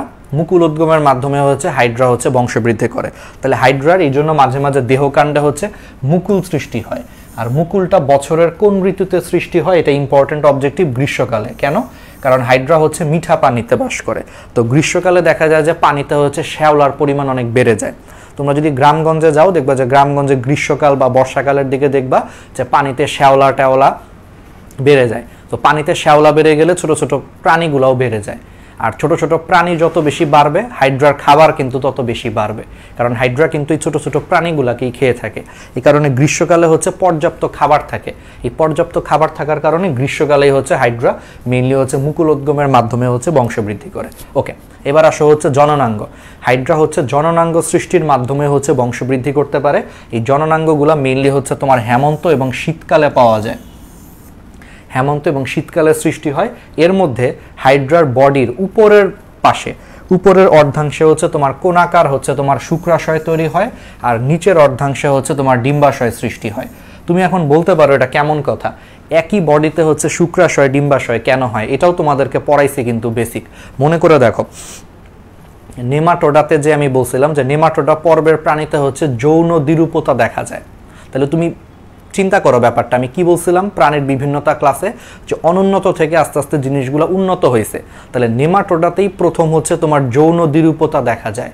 দ্যাট মিনস নেমাটোডা পর্বের আগে যতগুলা পর্ব আছে সেখানে কোনো যৌন দ্বিরূপতা নাই, মানে ওদের ছেলে মেয়ে আলাদা না। তার মানে একই বডিতে ছেলেদের অঙ্গাণুও থাকতে পারে, মেয়েদের অঙ্গাণুও থাকতে পারে। ব্যাপারটা কি বুঝছো? নিডারিয়াও সেম। নিডারিয়া কিন্তু এমনি অনেক অনুন্নত, এই কারণে নিডারিয়া পর্বের প্রাণীতে কোনো যৌন দ্বিরূপতা নাই। এই কারণে একই বডিতে উপরের অর্ধাংশ হচ্ছে শুক্রাশয় এবং নিচের অর্ধাংশ হচ্ছে ডিম্বাশয় হতে পারে। আচ্ছা, এবার আসো হচ্ছে লাস্টের জিনিসটা, যে পাদচাকতি বা পদতল। আচ্ছা, পাদচাকতি বা পদতল কি হয়? বুঝতেই পারতেছে, এটা হচ্ছে কোনো কিছুর সাথে লেগে থাকতে সাহায্য করে। তাহলে পাদচাকতি থেকে আঠালো রস বের হয়, যেটা হচ্ছে কোনো কিছুর সাথে লেগে থাকতে সাহায্য করে। তারপরে হচ্ছে তোমার পাদচাকতি থেকে অনেক সময় বুদবুদ তৈরি হয়, যে বুদবুদের সাহায্যে হচ্ছে হাইড্রাকে পানিতে ভাসিয়ে রাখতে সাহায্য করে। আবার অনেক সময় হচ্ছে পাদচাকতিতে ক্ষণপথ গঠনকারী কিছু কোষ পাওয়া যায়, সেই কোষগুলো হচ্ছে গ্লাইড মানে অ্যামিবয়েড চলন বা গ্লাইডিং চলন সম্পন্ন করে। তাহলে গ্লাইডিং চলন বা অ্যামিবয়েড চলন হচ্ছে সম্পন্ন করে। তাহলে এগুলো অবজেক্টিভের জন্য খুবই ইম্পর্টেন্ট। ঠিক আছে, একবারে ইজি, যে পাদচাকতিতে কিছু রস নিঃসৃত হয় যার মাধ্যমে কোনো কিছুর সাথে আটকে থাকতে পারে। পাদচাকতি থেকে হচ্ছে বুদবুদ তৈরি হয়ে পানিতে ভাসতে সাহায্য করে। আবার পাদচাকতি থেকে হচ্ছে তোমার কি হয়, ক্ষণপথ সৃষ্টিকারী কোষের সাহায্যে এরা হচ্ছে গ্লাইডিং বা অ্যামিবয়েড চলনও সম্পন্ন করতে পারে। ঠিক আছে, ওকে, তাহলে আমরা এগুলা পারলাম। বহির্গঠন দেখো, দেখছো একটা হাইড্রা কিভাবে খাবার নিচ্ছে, দেখছো? বলো তো হাইড্রা কিভাবে খাদ্যটা গ্রহণ করতেছে? কোর্সিকার সাহায্যে। দেখছো এই যে লম্বা লম্বা সুরের মতো বা এই যে চুলের মতো যে জিনিসগুলো, এগুলো হচ্ছে কোর্সিকা। দেখছো খাবারটারে ধরে ভিতরে আনার চেষ্টা করতেছে। এইভাবে হচ্ছে হাইড্রা হচ্ছে খাদ্য গ্রহণ করে। আচ্ছা, অ্যানিমেশনের মাধ্যমে দেখাচ্ছি, ঠিক আছে। এবার আসো হাইড্রার অন্তর্গঠন। তাহলে এতক্ষণ যা পড়লাম সেটা হচ্ছে বহির্গঠন, মানে বাইরে থেকে আমরা যেগুলো দেখতে পাই। এখন আসো হচ্ছে মাইক্রোস্কোপের নিচে বহির্গঠন, মানে ভিতরে গেলে হচ্ছে যে আমরা কি কি দেখতে পাই সেটা নিয়ে আমরা এখন একটু আলোচনা করি। তাহলে বহির্গঠনের প্রথমেই দেখো, সবচেয়ে ইম্পর্টেন্ট বহির্গঠন হচ্ছে হাইড্রার যে দেহ প্রাচীর এবং কেন্দ্রীয় পরিপাক সংবহন গহ্বর, মানে হাইড্রার ভিতরের যে মানে মানে অন্তর্গঠনটা হচ্ছে তোমার মেইনলি দেহ প্রাচীর নিয়ে গঠিত, আর তার ভিতরে হচ্ছে যে একটা গহ্বর থাকে যেটাকে বলা হয় গ্যাস্ট্রোভাস্কুলার, বা বাংলায় বলা হয় পরিপাক সংবহন গহ্বর বা সিলেন্টেরন গহ্বর। এখন এখানে একটা এক্সট্রা ইনফরমেশন দিই, যেটা তোমাদের হয়তো জেনে রাখতে পারলে ভালো। তোমরা কি জানো যে নিডারিয়া পর্বের প্রাণী, এই নিডারিয়া নামটা কিন্তু অনেক নতুন নাম। আজকে থেকে 15-20 বছর আগে নিডারিয়া পর্ব বলতে কোনো পর্ব ছিল না। এই নিডারিয়া পর্বের প্রাণীদের মানে পর্বের নাম ছিল হচ্ছে সিলেন্টারেটা। হয়তো তোমরা এটা এখন শুনবা না, বাট আমরা যখন অনেক ছোট ছিলাম, আমি যখন ক্লাস 2-3-তে পড়তাম, তখন প্রাণী জগতের হচ্ছে 10টা পর্ব ছিল। তখন পর্ব ছিল 10টা। তখন হচ্ছে প্রোটোজোয়াটাও প্রাণী জগতের পর্ব ছিল। এখন প্রোটোজোয়াটাকে অন্য আরেকটা জগৎ বানানো হয়েছে, একটু কাহিনী হয়েছে, এখানে অনেক কিছুই হয়েছে। বাট আমি যখন ছোটবেলায় ছিলাম তখন প্রাণী জগতের প্রধান পর্ব পড়ছি হচ্ছে 10টা, প্রোটোজোয়া সহ। আর তখন নিডারিয়া বলে কিছু ছিল না, নিডারিয়া পর্বের নাম ছিল হচ্ছে সিলেন্টারেটা। বলতো এই সিলেন্টারেটা নামটা কোত্থেকে আসছে? এই সিলেন্টেরন থেকে আসছে। নিডারিয়া পর্বের প্রাণীতে এই যে পরিপাক সংবহন গহ্বর যেটাকে বলতেছি, এই গহ্বরটা একটা অনন্য গহ্বর। এই গহ্বরের কারণে এই পর্বের নামই ছিল আগে সিলেন্টারেটা, তো পরবর্তীতে কোনো কারণে হচ্ছে এটাকে চেঞ্জ করে নিডারিয়া নাম দিছে আর কি, ঠিক আছে। ওকে, এটা আজকে থেকে ধরো 20-30 বছর আগের কথা বলতেছি।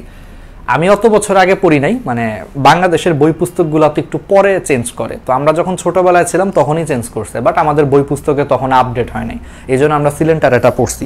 নিডারিয়া পর্বের প্রাণীর নাম, তাহলে সিলেন্টেরন থেকে আসছে। আচ্ছা, তাহলে সিলেন্টেরন যে গহ্বরটা, এই গহ্বরটাকে দেখো একসাথে দুইটা কাজ করে। আমি একটু আবারও বলি, সিলেন্টেরন গহ্বরটা একটু বেসিক ক্লিয়ার করতে হবে। এটা হচ্ছে গ্যাস্ট্রোভাস্কুলার গহ্বর। ইংলিশে এটাকে তোমার বলা হয় গ্যাস্ট্রোভাস্কুলার গহ্বর, বা বাংলায় বলা হয় পরিপাক সংবহন গহ্বর। তাহলে এখন তোমার একটা মাথায় প্রশ্ন আসতে পারে যে ভাইয়া, এইটারে পরিপাক সংবহন গহ্বর কেন বলে?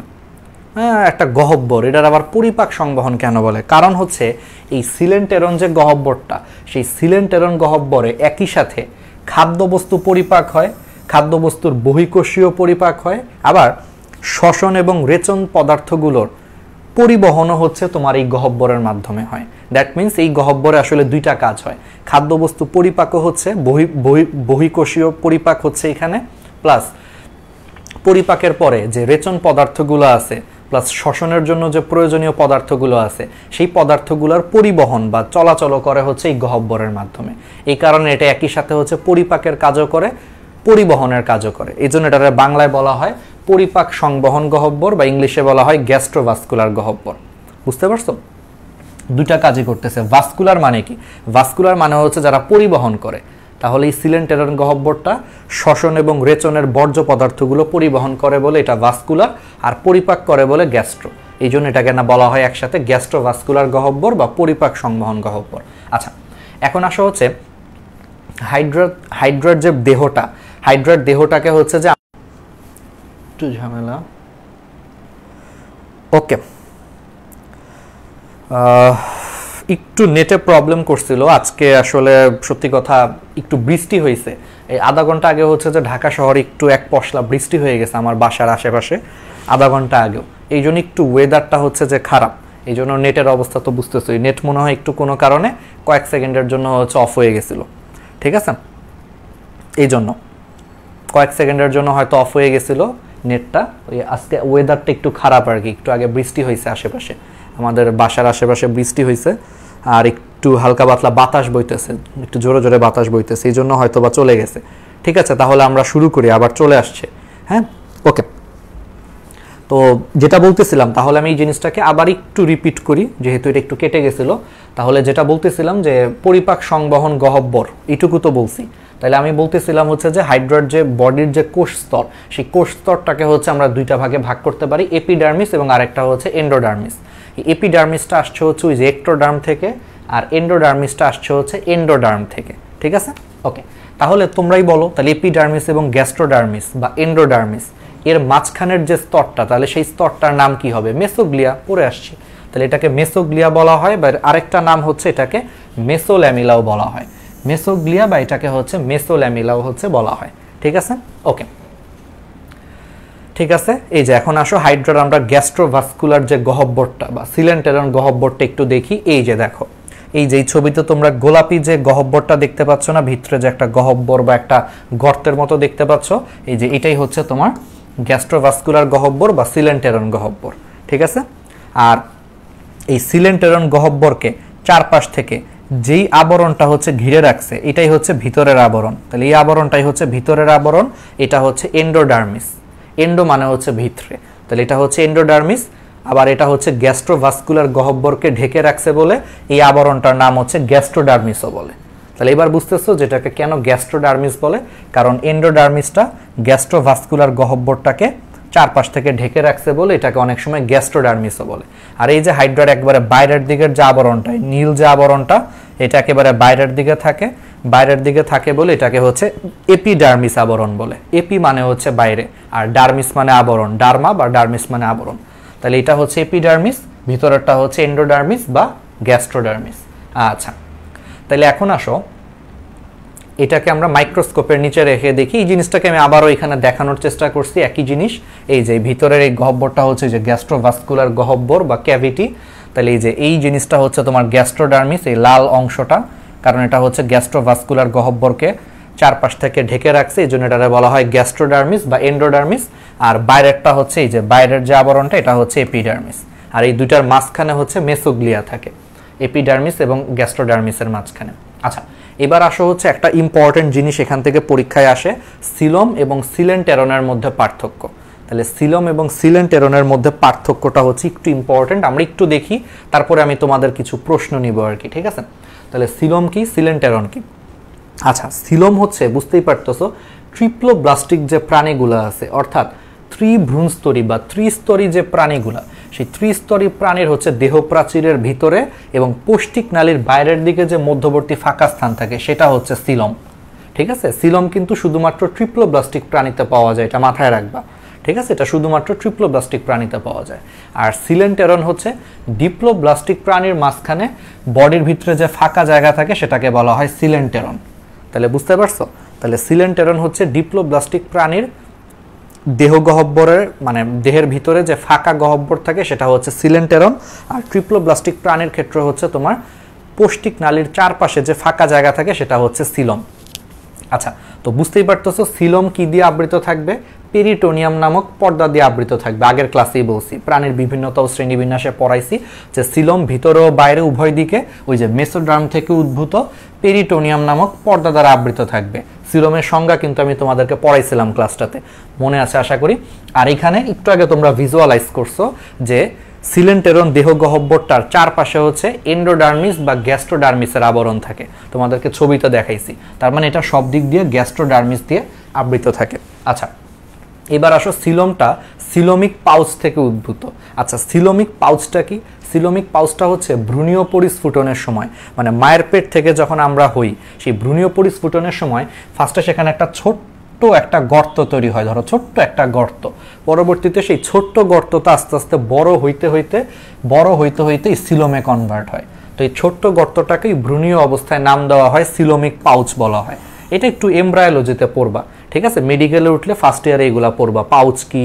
হাবিজাবি কি এগুলা তোমরা পড়বা তো পাউচ হচ্ছে ছোট্ট গর্ত ভ্রূণীয় অবস্থায় ছোট্ট গর্তরে হচ্ছে পাউচ বলে তাহলে এই গর্তটা পরবর্তীতে বড় হয়ে সিলোমে কনভার্ট হয় এই জন্য এটার নাম হচ্ছে সিলোমিক পাউচ আর সিলেন্টেরনটা হচ্ছে আর্কেন্টেরন নামক এরকম একটা জায়গা থেকে উদ্ভূত ঠিক আছে আচ্ছা এবার আসো হচ্ছে সিলোমে কি থাকবে সিলোমে হচ্ছে সব ধরনের অঙ্গ থাকবে যেমন আমাদের সিলোমে কি কি আছে পাকস্থলী আছে যকৃৎ আছে ক্ষুদ্রান্ত টুদ্রান্ত সবকিছু কিন্তু সিলোমের মধ্যে আছে তার মানে সিলোমের ভিতরে সবকিছু থাকবে যকৃৎ থাকবে পাকস্থলী থাকবে ফুসফুস টুসফুস সবকিছু থাকবে আর কি ক্ষুদ্রান্ত টুদ্রান্ত সবকিছু থাকবে আর হাইড্রার সিলেন্টেরনে হচ্ছে কোনো অঙ্গ নাই হাইড্রাতে কোনো অঙ্গ আছে নাই তাহলে সিলেন্টেরনে কোনো অঙ্গ অবস্থান করবে না তারপরে তো বুঝতেই পারতেছো এখানে সিলোমিক তরল থাকবে এখানে হচ্ছে পানি খাদ্য বর্জ্য পদার্থ থাকবে সিলোমে আর প্রাণীর ক্ষেত্রে সিলোমটা হচ্ছে শুধু দেহ গহ্বরের কাজ করে। আর আমি তোমাকে বারবার মনে করায় দেই যে হাইড্রার ক্ষেত্রে এই সিলোমটা কিন্তু পরিপাকের কাজও করে, আবার পরিবহনের কাজও করে। তাহলে দেহ গহ্বর কাজ করে, পরিপাক করে, সাথে এক্সট্রা লিখে রাখতে পারো এটা পরিবহনও করে। ওই যে শ্বসন এবং বর্জ্য পদার্থ হচ্ছে পরিবহনও করে, সব কাজ করে হচ্ছে সিলেন্টেরনটা। ঠিক আছে, তাহলে আশা করি এই জিনিসগুলো হচ্ছে তোমাদের ক্লিয়ার। ঠিক আছে, ওকে। তাহলে সিলোম এবং সিলেন্টেরনের এটা পড়বা। এখন আসো হচ্ছে হাইড্রার যত ধরনের কোষ। এখন আসো হাইড্রার যে দুইটা স্তর বললাম, এপিডার্মিস আর একটা হচ্ছে এন্ডোডার্মিস। তাহলে এপিডার্মিস এবং এন্ডোডার্মিসে কোন ধরনের কোষ থাকে এটা খুবই ইম্পর্টেন্ট এইচএসসির জন্য, অবজেক্টিভের জন্য, সব কিছুর জন্য। তাহলে সেটা আমরা এখন একটু দেখি। এই যে দেখো, হাইড্রার এপিডার্মিসে হচ্ছে 7 ধরনের কোষ থাকে। কয় ধরনের কোষ থাকে? 7 ধরনের কোষ থাকে। আমি একটু পর একটা ছন্দ দিচ্ছি, আগে দেখে নাও। 7 ধরনের কোষ থাকে: পেশী আবরণী কোষ, ইন্টারস্টিশিয়াল কোষ, সংবেদী কোষ, স্নায়ু কোষ, গ্রন্থি কোষ, জনন কোষ, নেমাটোসাইট বা নেমাটোসিস্ট, আসলে একটু ভুল আসছে, এটা নেমাটোসিস্ট হবে। নেমাটোসিস্ট ধারণকারী কিছু কোষ থাকে, বা নিডোসাইট বা নিডোব্লাস্ট কোষ থাকে। আচ্ছা, আর গ্যাস্ট্রোডার্মিস বা এন্ডোডার্মিসে হচ্ছে তোমার 5 ধরনের কোষ থাকে। কয় ধরনের কোষ থাকে? 5 ধরনের কোষ থাকে: পুষ্টি কোষ বা পেশী আবরণী কোষ, গ্রন্থি কোষ, ইন্টারস্টিশিয়াল কোষ, সংবেদী কোষ, স্নায়ু কোষ। আমরা এটা একটু পরে পড়ায় দিব। আর এই এপিডার্মিস এবং এন্ডোডার্মিস বা গ্যাস্ট্রোডার্মিসের মাঝখানে হচ্ছে মেসোগ্লিয়া থাকে। ঠিক আছে, এবং মেসোগ্লিয়াটা কি গতকাল বলছিলাম, কিন্তু গতকালের আগের ক্লাসে, এটা কিন্তু অকোষীয়। এটা কি? অকোষীয়। ঠিক আছে, তাহলে এই জিনিসটা হচ্ছে অকোষীয় একটা স্তর আর কি। আচ্ছা, এইবার চলে আসো দ্বিস্তরী প্রাণী। এখানে এগুলো দরকার নাই, এটা জাস্ট একটু করা। দ্বিস্তরী প্রাণী কাকে বলে এটা আমি তোমাকে একটু বলে দিই। ঠিক আছে, এই জিনিসগুলো আমি তোমাকে একটু সংক্ষেপে বলে দেই। হাইড্রার বহিতকে হচ্ছে তোমার 7 ধরনের কোষ থাকে, সেটাকে আমি একটু এখানে দেখাইছি। দেখো, ঠিক আছে, কয়টা হইলো? হ্যাঁ, 7টা। 7 ধরনের কোষ থাকে হাইড্রার বহিতকে।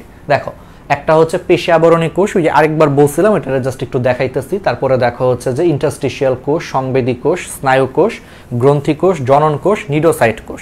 এটা মনে রাখার জন্য একটা ছন্দ দিব। আর দ্বিস্তরী প্রাণী, দ্বিস্তরী প্রাণী কাকে বলে এটা অলরেডি তোমাদেরকে হচ্ছে যে প্রাণীর বিভিন্নতাতে পড়াইছি, যে ভ্রূণীয় অবস্থায় যে সমস্ত প্রাণীর কোষগুলো হচ্ছে 2টা স্তরে সজ্জিত থাকে, এবং সেই 2 স্তরের মাঝখানে হচ্ছে অকোষীয় মেসোগ্লিয়া থাকে, সেটাকেই হচ্ছে তোমার দ্বিস্তরী বা ডিপ্লোব্লাস্টিক প্রাণী বলে, আমরা জানি এগুলো।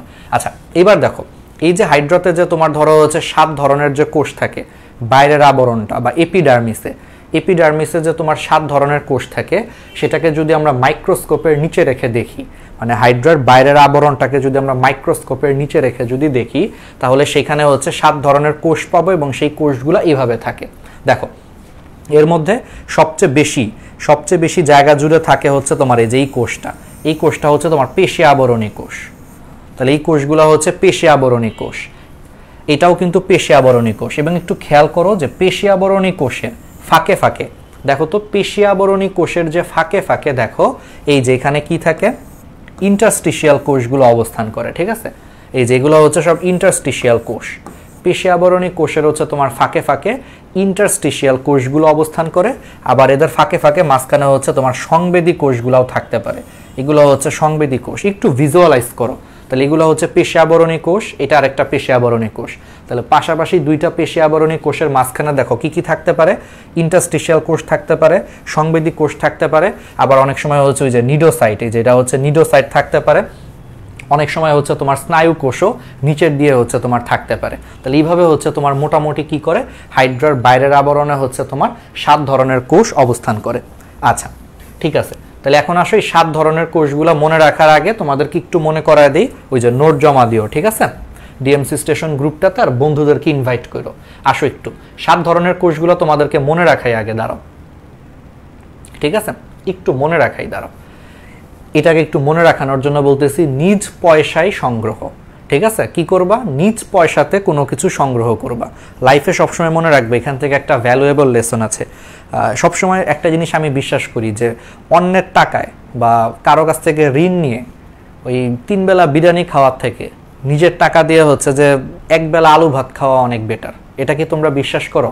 এটা মাথায় রাখবা সবসময় হচ্ছে যে স্বাবলম্বী হবা, কখনো হচ্ছে যে অন্যের উপর নির্ভর করবা না, অন্য কারো উপর, সেটা যে কোনো কিছুর জন্য হোক। শুধু যে টাকা পয়সা ব্যাপারটা আসলে তা না, টাকা পয়সা হোক, সব কিছু দিয়েই চেষ্টা করবা হচ্ছে সবসময় নিজের কাজ নিজে করার জন্য। অন্যের উপর যদি নির্ভরশীল হও দেখবে একটা সময় খুব ভোগা লাগবে, ঠিক আছে, অনেক সাফার করা লাগবে। যাই হোক, এই জন্য সবসময় মনে রাখবা যে নিজ পয়সাতেই যা পাও সেটাই সংগ্রহ করবা। তাহলে নিজ পয়সায় সংগ্রহ, তাহলে নিজের নিতে কি? নিতে হচ্ছে তোমার নিডোসাইট কোষ বা নিডোব্লাস্ট কোষ, ঠিক আছে। নিডোব্লাস্ট হচ্ছে তোমার অপরিণত অবস্থায়, নিডোব্লাস্ট হচ্ছে এটা অপরিণত অবস্থায়। এই কোষটা যখন পরিণত হয় তখন সেটা হচ্ছে নিডোসাইটে কনভার্ট হয়। মেডিকেল সায়েন্সে সবসময় মনে রাখবা ব্লাস্ট, ব্লাস্ট মানে হচ্ছে অপরিণত বা ইম্যাচিউর কোষ। তাহলে নিডোব্লাস্ট হচ্ছে অপরিণত কোষ, এই কোষটা পরিণত হয়ে নিডোসাইটে কনভার্ট হয়। তাহলে নিডোসাইট বা নিডোব্লাস্ট কোষ। নতে, যতে হচ্ছে তোমার জনন কোষ, যতে কি? জনন কোষ। পয়সায় সংগ্রহ, পতে কি? পতে হচ্ছে পেশি আবরণী কোষ, ঠিক আছে। তারপরে শতে হচ্ছে তোমার স্নায়ু কোষ, আর ইতে হচ্ছে তোমার ইন্টারস্টিশিয়াল কোষ। তাহলে পতে পেশি আবরণী কোষ, শতে স্নায়ু কোষ, ইতে হচ্ছে ইন্টারস্টিশিয়াল কোষ। এরপরে সংগ্রহর শতে হচ্ছে সংবেদী কোষ, আর গতে হচ্ছে তোমার গ্রন্থি কোষ। তাহলে একটু খেয়াল করো, নিজ পয়সায় সংগ্রহ, তাহলে নিডোব্লাস্ট বা নিডোসাইট কোষ, জনন কোষ, পয়সার পতে হচ্ছে পেশি আবরণী কোষ, শতে হচ্ছে স্নায়ু কোষ, ইতে হচ্ছে ইন্টারস্টিশিয়াল কোষ। সংগ্রহ, সংগ্রহর শতে হচ্ছে তোমার সংবেদী কোষ, আর গতে হচ্ছে গ্রন্থি কোষ। তাহলে এই 7 ধরনের কোষ হচ্ছে হাইড্রার কোথায় পাওয়া যায়? এপিডার্মিসে পাওয়া যায়। এখন মজার ব্যাপার হচ্ছে হাইড্রার গ্যাস্ট্রোডার্মিসে বা এন্ডোডার্মিসে হচ্ছে 5 ধরনের কোষ পাওয়া যায়। সেই 5 ধরনের কোষ হচ্ছে, খালি নিচটা বাদ দিয়ে দিবা, নিচটা বাদ দিয়ে দাও, পয়সায় সংগ্রহ, এটা দিয়ে বাকি যে 5টা কোষ আসে অর্থাৎ পেশি আবরণী কোষ, স্নায়ু কোষ, ইন্টারস্টিশিয়াল কোষ, সংবেদী কোষ, গ্রন্থি কোষ, এই 5 ধরনের কোষ হচ্ছে হাইড্রার এন্ডোডার্মিসে বা গ্যাস্ট্রোডার্মিসে পাওয়া যায়। দ্যাট মিন্স হাইড্রার এন্ডোডার্মিসে বা গ্যাস্ট্রোডার্মিসে শুধুমাত্র হচ্ছে নিচটা পাওয়া যায় না, অর্থাৎ নিডোসাইট কোষ পাওয়া যায় না, আর হচ্ছে জনন কোষ পাওয়া যায় না। এই প্রথম 2টা বাদ দিলে বাকি সবগুলা হচ্ছে হাইড্রার এন্ডোডার্মিসে বা গ্যাস্ট্রোডার্মিসে পাওয়া যায়। তাহলে একটা মনে রাখলে আরেকটি এমনিতেই মনে থাকবে।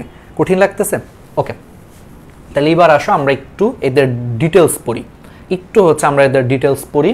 দেখো, তাহলে এপিডার্মিসে হচ্ছে 7 ধরনের কোষ আছে, মনে করায় দিছিলাম যে নিজ পয়সায় সংগ্রহ 7 ধরনের কোষ আছে। আচ্ছা, তাহলে এই 7 ধরনের মধ্যে প্রথমে আসা হচ্ছে পেশি আবরণী কোষ।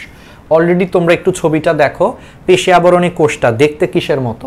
দেখতে কিন্তু অনেকটা ত্রিকোণাকার, ত্রিকোণাকার অনেকটা, দেখো মানে অনেকটা ত্রিভুজের মতো, যে দেখে মনে হচ্ছে এটা একটা ত্রিভুজ, মানে অনেকটা ত্রিভুজের মতো, আসলে তো ত্রিভুজ না, অনেকটা ত্রিভুজের মতো। তাহলে পেশি আবরণী কোষটা হচ্ছে দেখতে অনেকটা ত্রিকোণাকার দেখতে, এবং তার উপরের দিকের অংশটা, উপরের দিকের অংশটা হচ্ছে চওড়া। দেখো এই দিকের অংশটা হচ্ছে চওড়া, আর তার গোড়ার দিকের অংশটা হচ্ছে সরু। দেখো গোড়ার দিকের অংশটা হচ্ছে সরু, উপরের দিকের অংশটা হচ্ছে চওড়া। আচ্ছা, এটা একটু দেখায় নিচ্ছি। এই পেশি আবরণী কোষটা কি তৈরি করে? নাম শুনে বুঝতে পারতেছো, পেশি এবং আবরণী 2টা কাজই করে, অর্থাৎ এই কোষগুলো আলটিমেটলি হচ্ছে দেহের আবরণ সৃষ্টি করে। এবং এই পেশি আবরণী কোষে বাইরের দিকে হচ্ছে তোমার মিউকাস দানা থাকে, সেই মিউকাস দানা হচ্ছে তোমার কিছু রস ক্ষরণ করে, যেই রসগুলা হচ্ছে তোমার বাইরের দিকে হচ্ছে কিউটিকল গঠন করে। আবার এই রসগুলা থেকে যেই পদার্থ ক্ষরণ হয় সেগুলা দেহকে হচ্ছে পিচ্ছিল করে, আবার এই মিউকাস দানা হচ্ছে তোমার শ্বসনেও সাহায্য করে হাইড্রাকে, ঠিক আছে। আচ্ছা, আবার এই পেশি আবরণী কোষগুলো হচ্ছে নেমাটোসিস্টকে বহন করে, এর মাঝখানে হচ্ছে অনেক সময় নেমাটোসিস্ট থাকে, আর পেশি আবরণী কোষে একটা তন্তু থাকে। এই ছবিটা আবার একটু খেয়াল করো, দেখো এটা হচ্ছে পেশি আবরণী কোষ।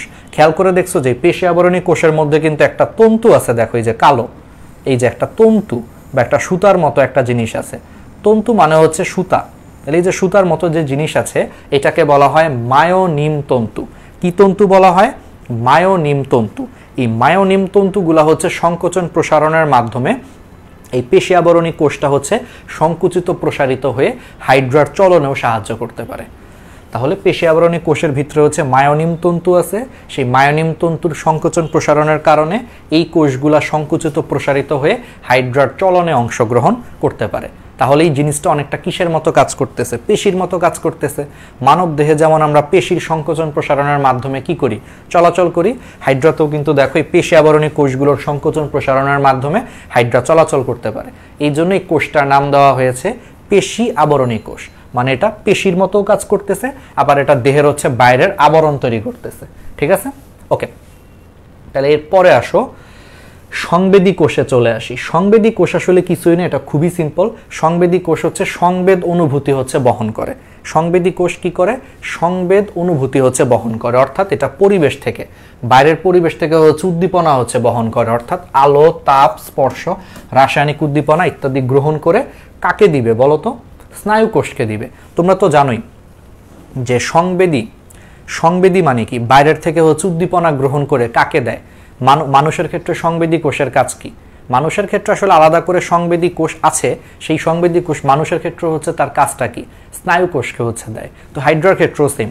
তাহলে হাইড্রার ক্ষেত্রে এই সংবেদী কোষগুলো পরিবেশ থেকে যে উদ্দীপনা আসে, স্পর্শ, তাপ, চাপ, হাবিজাবি যা আছে সবগুলো হচ্ছে স্নায়ু কোষে হচ্ছে সরবরাহ করে। আর সংবেদী কোষে একটা স্পেশাল রোম থাকে, এই রোমটার নাম হচ্ছে অবজেক্টিভের জন্য ইম্পর্টেন্ট, এটাকে সংবেদী রোম বা এপিক্যাল সিলিয়া বলা হয়।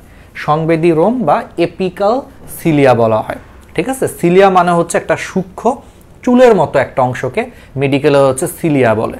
সিলিয়া হচ্ছে একটা সূক্ষ্ম চুলের মতো একটা জিনিস, যেটা হচ্ছে একবারে চূড়ায় থাকে। চূড়ায় থাকলে এটাকে বলা হয় এপিক্যাল সিলিয়া। ব্যাপারটা আমি একটু ছবি এঁকে দেখাই। ধরো এটা হচ্ছে সংবেদী কোষ। আচ্ছা, ছবি আঁকার দরকার নাই, ছবি তো আঁকাই আছে, দূর, এটা বুঝাই। দেখো আরেকটা সংবেদী কোষ কোনটা? এই যে এইখানে দেখো, এই যে এই লম্বাটা কিন্তু হচ্ছে সংবেদী কোষ। দেখো আমি একটু এটাকে আঁকি, কালার করি, তাহলে তোমরা বুঝতে সুবিধা হবে। এই লম্বাটা হচ্ছে সংবেদী কোষ। তাহলে তোমরা কি খেয়াল করছো সংবেদী কোষ থেকে একটা সূক্ষ্ম চুলের মতো, দেখো একটা সূক্ষ্ম চুলের মতো একটা স্ট্রাকচার বের হয়ে গেছে না? এই চুলের মতো স্ট্রাকচারকেই তোমার বলা হয় সিলিয়া। বায়োলজিতে সিলিয়া মানে হচ্ছে চুলের মতো একটা স্ট্রাকচার, ঠিক আছে? আর এই চুলের মতো স্ট্রাকচারটা কোথায় আছে? সংবেদী কোষের একেবারে চূড়ায় আছে, একেবারে চূড়ায় আছে। তো মেডিকেলে হচ্ছে চূড়া, ইংলিশ হচ্ছে এপিক্যাল। তোমরা মেডিকেলে ফার্স্ট ইয়ারে পড়বা, চূড়া বা একবারে শীর্ষে থাকলে এটারে এপিক্যাল বলা হয়। তাহলে এই সিলিয়াটা এপিক্যাল বা শীর্ষে আছে বলে এটার নাম হচ্ছে এপিক্যাল সিলিয়া। ক্লিয়ার? তাহলে এই সিলিয়া বা চুলের মতো অংশটা হচ্ছে এই কোষটার একবারে চূড়ায় আছে বলে এটাকে এপিক্যাল সিলিয়া বলা হয়, ঠিক আছে? এটা হচ্ছে সংবেদী অংশ হিসেবে কাজ করে বা সংবেদী রোম হিসেবে কাজ করে। আচ্ছা, স্নায়ু কোষ কি করে? বুঝতেই পারতেছো, স্নায়ু কোষের একটাই কাজ, স্নায়ু উদ্দীপনা হচ্ছে তোমার দেহের বিভিন্ন অংশে সরবরাহ করে। আচ্ছা, এবার আসো গ্রন্থি কোষ। হাইড্রার হচ্ছে তোমার গ্রন্থি কোষের হচ্ছে অনেক কাজ আছে। এই গ্রন্থি কোষের কাজটা হচ্ছে একটু ইম্পর্টেন্ট, এটা পরীক্ষায় আসে। এই গ্রন্থি কোষগুলো, প্রথম কথা হচ্ছে গ্রন্থি কোষ মানে কি? এরা বিভিন্ন ধরনের পদার্থ ক্ষরণ করে। তাহলে এই গ্রন্থি কোষগুলো ফার্স্টে মিউকাস ক্ষরণ করে, প্রচুর পরিমাণে হচ্ছে তোমার মিউকাস ক্ষরণ করে। এই মিউকাসগুলো হচ্ছে পিচ্ছিল বা আঠালো জাতীয় পদার্থ। তাহলে এগুলো মিউকাস ক্ষরণ করে হাইড্রাকে হচ্ছে কোনো কিছুর সাথে লেগে থাকতে সাহায্য করে, কোনো কিছুর সাথে লেগে থাকতে সাহায্য করে। আবার এই মিউকাসগুলাই কি করে, এই গ্রন্থি কোষগুলাই হচ্ছে বুদবুদ তৈরি করে।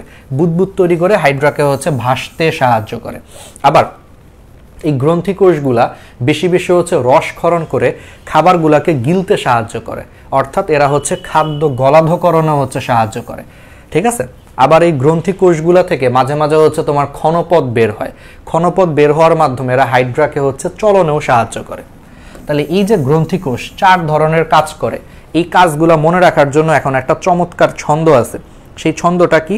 সেই ছন্দটা হচ্ছে তোমার চলো ভাগী। কি করবা? চলো ভাগী। আমি তোমাদেরকে সংক্ষেপে লিখে দেই, চলো ভাগী। কই ভাগবা? এখান থেকে ভেগে যাই। রাহাত ভাইয়ার ক্লাস হচ্ছে আর ভাল লাগে না, ভেগে যাই, ঠিক আছে? তাহলে চলো ভাগী। চতে কি? চতে হচ্ছে তোমার চলনে সাহায্য করে। চতে হচ্ছে ওই যে গ্রন্থি কোষ চলনে সাহায্য করে, এই যে ক্ষণপথ সৃষ্টি করে চলনে সাহায্য করে। লতে কি? লতে হচ্ছে তোমার লেগে থাকতে সাহায্য করে, ওই যে মিউকাস ক্ষরণ করে বস্তুর সাথে লেগে থাকতে সাহায্য করে। ভাগী, ভাগীর ভাতে হচ্ছে ভাসতে সাহায্য করে, অর্থাৎ গ্রন্থি কোষ বুদবুদ সৃষ্টি করে ভাসতে সাহায্য করে। লাস্টের গতে কি? গলাধকরণ করে, অর্থাৎ খাদ্যবস্তু হচ্ছে গলাধকরণও সাহায্য করে। তাহলে বলো তো, তোমরা একটু বুঝে বুঝে পড়ো, এটা আর বইও খোলা লাগবে না। বলো তো এই গ্রন্থি কোষ হাইড্রার কোথায় তাহলে বেশি বেশি পাওয়া যায়? একটু চিন্তা করে দেখো, গ্রন্থি কোষগুলো কি কি কাজ করে? চলো ভাগী, চলনে সাহায্য করে, ভাসতে সাহায্য করে, তারপরে হচ্ছে তোমার কি লেগে থাকতে সাহায্য করে, আর হচ্ছে খাদ্য গলাধকরণে সাহায্য করে। তাহলে একটু চিন্তা করে দেখো তো এই গ্রন্থি কোষগুলা হাইড্রার কোন জায়গাতে বেশি পাওয়া উচিত? হাইপোস্টোমে বেশি থাকা উচিত না? কারণ আমরা পড়ছি যে হাইপোস্টোমে কিন্তু মুখছিদ্র থাকে, আর খাদ্যবস্তু গলাধকরণ করে কোথায়? মুখছিদ্র দিয়ে। তাহলে মুখছিদ্রের আশেপাশে হাইপোস্টোমে হচ্ছে প্রচুর পরিমাণে গ্রন্থি কোষ থাকে। ওইখানকার গ্রন্থি কোষগুলো হচ্ছে বেশি বেশি রসক্ষরণ করার কারণে খাদ্যবস্তু গলাধকরণে হচ্ছে সুবিধা হয়। তার মানে গ্রন্থিকোষগুলো হাইপোস্টোমে মুখছিদ্রের চারপাশে হচ্ছে অনেক বেশি থাকে। আর আরেকটা জায়গায় বেশি থাকে, কোথায়? পাদচাকতিতে বেশি থাকে। কারণ ওই যে পাদচাকতিতে গ্রন্থিকোষ বেশি থাকলে সুবিধাটা কি? বেশি বেশি রসক্ষরণ করলে সেটা হচ্ছে কোনো কিছুর সাথে লেগে থাকতে সাহায্য করবে, বুদবুদ তৈরি করলে এটারে ভাসতে সাহায্য করবে বা চলনেও সাহায্য করবে, তাই না? এই কারণে হচ্ছে তোমার গ্রন্থিকোষগুলো দুই জায়গাতে সবচেয়ে বেশি পাওয়া যায়। হাইপোস্টোমি মুখছিদ্রের চারপাশে পাওয়া যায়, খাদ্যবস্তু গলাধকরণে হেল্প করে, আর হচ্ছে তোমার পদতল বা পাদচাকতিতে হচ্ছে পাওয়া যায়। ঠিক আছে? আর কাজগুলো তাহলে মনে থাকবে, আশা করি অবজেক্টিভের জন্য খুব ইম্পর্ট্যান্ট। আচ্ছা, আমি এগুলোর কাজ পরে তোমাদের কিছু প্রশ্নের অ্যান্সার দিব, ঠিক আছে? আর তারপরে তো আমরা 2-3টা দিন ব্রেক নিব। সেই 2-3টা দিন ব্রেকে তোমাদের যার যত নোট জমা দেওয়া বাকি নোটের কাজগুলো করে ফেলো। আমি এর ফাঁকে ফাঁকে হচ্ছে তোমাদের এইচএসসির জন্য সাজেশন তৈরি করবো। এই 2-3 দিনে সাজেশন, তারপর কিছু লাইভ ক্লাস, কিছু ভিন্ন ধর্মী লাইভ ক্লাস নিয়েও আসবো। তোমরা এখানে যারা আসো তারা একটু কমেন্টে লেখো তো তোমরা কি এরকম কোনো একটা ক্লাস চাও, যদি আমি একটা ক্লাসে তোমাদেরকে হচ্ছে যে দেখায় দিই। ধরো 2-3 দিন পরে একটা ক্লাসে, এরকম একটা লাইভ ক্লাসেই, ধরো 40 মিনিটের একটা লাইভ ক্লাসে তোমাদেরকে হচ্ছে যে ডু অর ডাই কিছু টপিক দেখায় দিলাম। ডু অর ডাই মানে হচ্ছে এই টপিকগুলো মাস্ট আসবেই পরীক্ষায়, হয় তুমি এটা পড়বা নয়তো তুমি ডাই, ডু অর ডাই। তোমরা একটু কমেন্টে লেখো তো এরকম কি টপিক চাও, তাহলে হচ্ছে আমি 2-3 দিন পরে ক্লাস শুরু করার আগে এরকম আগে একটা লাইভ ক্লাস দিয়ে তারপরে আবার আমাদের এই ওয়ান শট ক্লাসগুলো আবার শুরু করব, ঠিক আছে? এরকম কিছু প্ল্যান আনতেছি আর কি, এটার জন্য একটু সময় নিচ্ছি। আচ্ছা, তাহলে এখন আসো তোমরা কমেন্টে জানাও, আমি কমেন্টগুলো পড়তেছি 2 মিনিট পরই। তাহলে এবার আসো আগে ইন্টারস্টিশিয়াল কোষের কাজটা কি। ইন্টারস্টিশিয়াল কোষের কাজটা হচ্ছে খুবই সিম্পল। ইন্টারস্টিশিয়াল কোষ বুঝতেই পারতেছো, এরা হচ্ছে তোমার ওই যে একটু আগে যে পুনরুৎপত্তি ক্ষমতা বলতেছিলাম, যে হাইড্রার কোনো একটা অংশ কেটে গেলে সেই কাটা অংশ হচ্ছে আবার গজায়, হাবিজাবি হয়, এই সমস্ত জিনিসগুলো হয় হচ্ছে ইন্টারস্টিশিয়াল কোষের কারণে। ইন্টারস্টিশিয়াল কোষে এক ধরনের ক্ষমতা আছে, এই ক্ষমতাটাকে বলা হয় টটিপটেন্সি। টটিপটেন্সি জিনিসটা কি? টটিপটেন্সি হচ্ছে এমন একটা ক্ষমতা, যেই ক্ষমতা থাকলে একটা কোষ প্রয়োজনে যে কোনো কোষে কনভার্ট হতে পারে। ধরো তোমার মাথা হচ্ছে কেটে ফেলে দিছে, তাহলে তোমার মাথার কাছে যে কোষগুলো আছে সেই কোষগুলো এখন দেখলো যে তোমার শরীরে মাথা নাই, তাহলে ওরা বুঝলো যে এখন আমাকে একটা মাথা তৈরি করতে হবে। সো প্রয়োজনের সময় ধরো ওরা নতুন করে আরেকটা মাথা তৈরি করে ফেললো, এটাই হচ্ছে টটিপটেন্সি। তাহলে টটিপটেন্সি হচ্ছে এমন একটা ক্ষমতা, যেই ক্ষমতা থাকলে একটা কোষ প্রয়োজন মতো যে কোনো ধরনের কোষে কনভার্ট হতে পারে, ঠিক আছে? এই হাইড্রার ইন্টারস্টিশিয়াল কোষে এই টটিপটেন্সি ক্ষমতা থাকার কারণে হাইড্রার হচ্ছে পুনরুৎপত্তি ক্ষমতা আছে। অর্থাৎ হাইড্রার বডির যদি কোনো একটা অংশ কেটেও যায়, এই ইন্টারস্টিশিয়াল কোষগুলো তার টটিপটেন্সি ক্ষমতা দিয়ে সেই জায়গাটা পুনরায় তৈরি করে ফেলতে পারে, ঠিক আছে? তাহলে ইন্টারস্টিশিয়াল কোষের মেইন কাজ কি? পুরনো কোষের হচ্ছে স্থান পূরণ করে। তারপর একজন বিজ্ঞানী আছে, বিজ্ঞানী ব্রেইনের মতে হাইড্রার দেহের সকল কোষ হচ্ছে 45 দিন পর পর, সকল কোষ 45 দিন পর পর ইন্টারস্টিশিয়াল কোষ দ্বারা প্রতিস্থাপিত হয়। এটা হচ্ছে বিজ্ঞানী ব্রেইনের মতে আর কি, ঠিক আছে? আচ্ছা, আর তাহলে এই ইন্টারস্টিশিয়াল কোষের মেইন কাজ কি? পুনরুৎপাদনে সাহায্য করে, এবং ওই যে হাইড্রা যে মুকুলোদ্গমের মাধ্যমে বংশবৃদ্ধি করে না, তাহলে সেই মুকুল সৃষ্টিতে হচ্ছে সাহায্য করে ইন্টারস্টিশিয়াল কোষ, ঠিক আছে? ওকে, এবার আসো জনন কোষ। বুঝতেই পারতেছো ভাই, জনন কোষের কাজ হচ্ছে একটাই, এটা হচ্ছে যৌন জননে হচ্ছে অংশ নিবে। এবার আসো নিডোসাইট কোষ। এই নিডোসাইট কোষ হচ্ছে হাইড্রার বাইরের ত্বকে সব জায়গাতেই পাওয়া যায় এক্সেপ্ট পাদচাকতি বাদে, অর্থাৎ পাদচাকতি বাদে বাকি সব জায়গাতে হচ্ছে এই নিডোসাইট কোষ হচ্ছে তুমি পাবা। এই নিডোসাইট কোষ হচ্ছে কোষিকাতে সবচেয়ে বেশি থাকে। এই নিউরোসাইট কোষগুলো সবচেয়ে বেশি থাকে হচ্ছে কোষিকায়, ফলে এরা হচ্ছে খাদ্য গ্রহণে সাহায্য করে, আবার আত্মরক্ষাতেও সাহায্য করে। হাইড্রা যখন আক্রমণের শিকার হয় সেখান থেকে বাঁচার জন্য হচ্ছে হাইড্রা হচ্ছে নিউরোসাইট কোষগুলোকে ইউজ করে। তাহলে এগুলো হচ্ছে খাদ্য গ্রহণ, আচ্ছা চলন, আর হচ্ছে ওই যেটা বলতেছিলাম যে আত্মরক্ষাতেও হচ্ছে সাহায্য করে। এগুলো সবচেয়ে বেশি তাহলে কোথায় থাকবে? কোষিকা এবং হাইপোস্টোমের আশেপাশে থাকবে, কারণ ওই জায়গাটা দিয়েই হাইড্রা হচ্ছে আত্মরক্ষা করে আর হচ্ছে খাদ্য গ্রহণ করে। আর এই নিডোসাইট কোষগুলো 48 ঘন্টার মধ্যে নতুন নিডোসাইট কোষ দ্বারা হচ্ছে প্রতিস্থাপিত হয়ে যায়। এই অবজেক্টিভটা একবার মেডিকেলে আসছিল, এই জন্য এই লাইনটা আমি এখানে তুলছি, যে তাহলে একটা পুরাতন নিডোসাইট কোষ কত ঘন্টার মধ্যে নতুন নিডোসাইট কোষ দ্বারা প্রতিস্থাপিত হয়?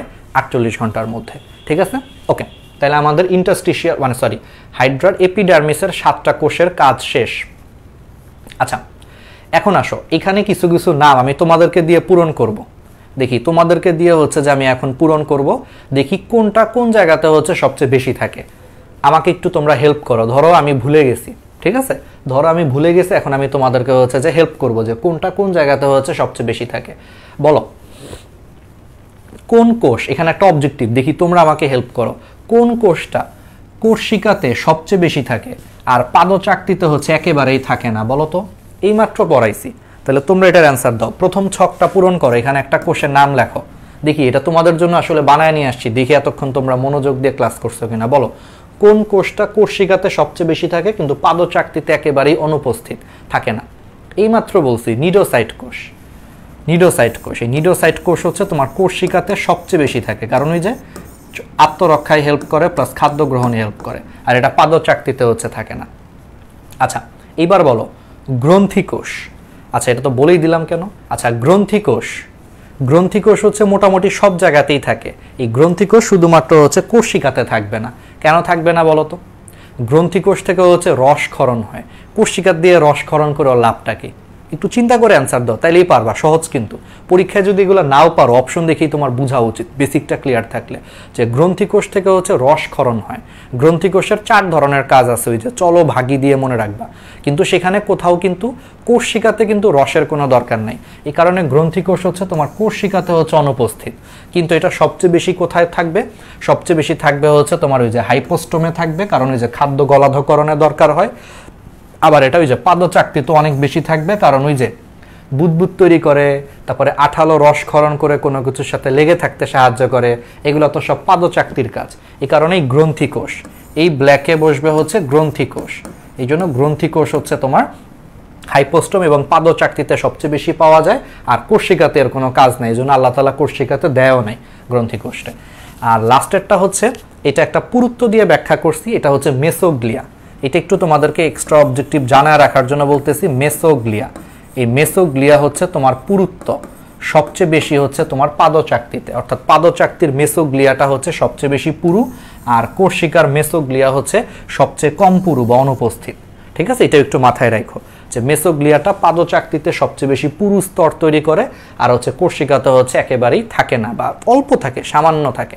ঠিক আছে, ওকে, তাহলে আমরা আশা করি জিনিসগুলো বুঝছি। তাহলে তোমরা কি বুঝে বুঝে পড়ছো? তাহলে দেখি এখন কারা কারা সঠিক উত্তর দিচ্ছে। এটা তো পড়ায় ফেলছি, এখন আমি একটু তোমাদের অবজেক্টিভগুলো একটু দেখি, মানে কমেন্টগুলো দেখি। ওকে, আমি আজকে আসলে একটু করলাম, কারণ আমরা একটু এটা শেষ করতে চাই।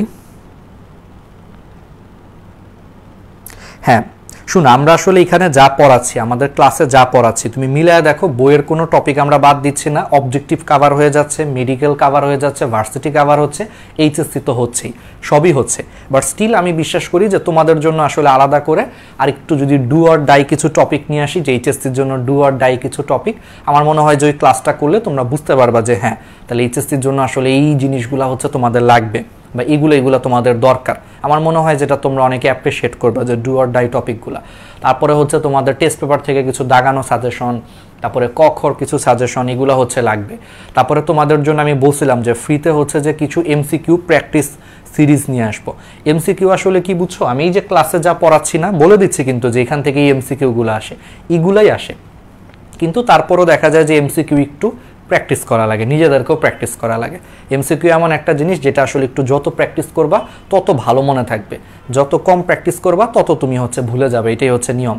এই জন্য এমসিকিউ সিরিজেরও কিছু কিছু কাজ করব। ঠিক আছে, ওকে, দেখি তোমাদের কমেন্টগুলো একটু দেখি।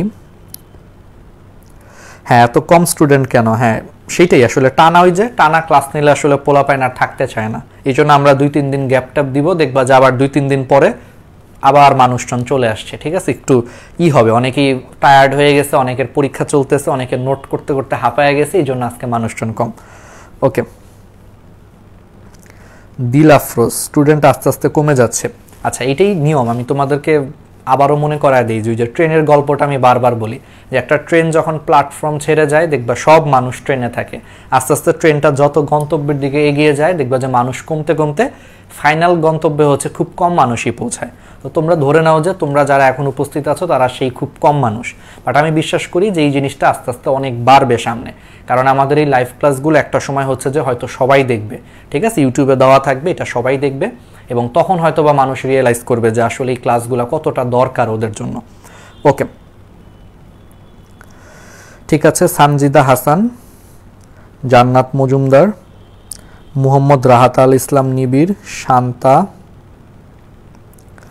হ্যাঁ রহমান মাহিন, গ্যাপ না দিলে আসলে একটু কষ্ট হয়, রাফি আহমেদ তৈমুর, আলহামদুলিল্লাহ ভাইয়া ফার্স্ট থেকেই আছি, Sanjida Akter, train to Busan, হ্যাঁ এটা মনে হয় সাউথ কোরিয়ার একটা শর্ট ফিল্ম মনে হয় নাকি ফিল্ম জানি, ট্রেন টু বুসান, এটা আমি দেখি নাই বাট। আর তোমাদেরও একটু ভূমিকা আছে, তোমরা একটু কষ্ট করে হচ্ছে যে গ্রুপে মেম্বারদেরকে ইনভাইট করবা, বন্ধুদেরকে বলবা, মেনশন করবা, ওদেরকে ক্লাসগুলো করতে বলবা, তাহলেও হয়ে যায়। ঠিক আছে, তাহলে আমরা হচ্ছে আবার শুরু করি। তোমাদের কমেন্টগুলো পড়লাম মোটামুটি সবার। আচ্ছা আমি আবার একটু পড়াই, হ্যাঁ, তারপরে আবার তোমাদের সাথে গল্প করব, সমস্যা নাই। তাহলে এবার আসো একটু মেসোগ্লিয়া। তো মেসোগ্লিয়া তো বুঝতেই পারতেছো যে এপিডার্মিস এবং গ্যাস্ট্রোডার্মিস এই দুইটার মাঝখানের যে স্তরটা, সেই মাঝখানের স্তরটার নাম হচ্ছে তোমার মেসোগ্লিয়া। তাহলে হাইড্রার এপিডার্মিস এবং গ্যাস্ট্রোডার্মিসের মধ্যবর্তী স্থানে হচ্ছে মেসোগ্লিয়া থাকে। এবং একটু আগেও বলে আসছি, মেসোগ্লিয়া হচ্ছে ওই যে পাদচাকতিতে হচ্ছে সর্বাধিক পুরু, আর কোষিকাতে হচ্ছে সবচেয়ে পাতলা অবস্থায় থাকে হচ্ছে মেসোগ্লিয়া। এই মেসোগ্লিয়ার পুরুত্ব কত, এটা অবজেক্টিভের জন্য খুবই ইম্পর্টেন্ট, 0.1 মাইক্রোমিটার। মাইক্রোমিটার কি?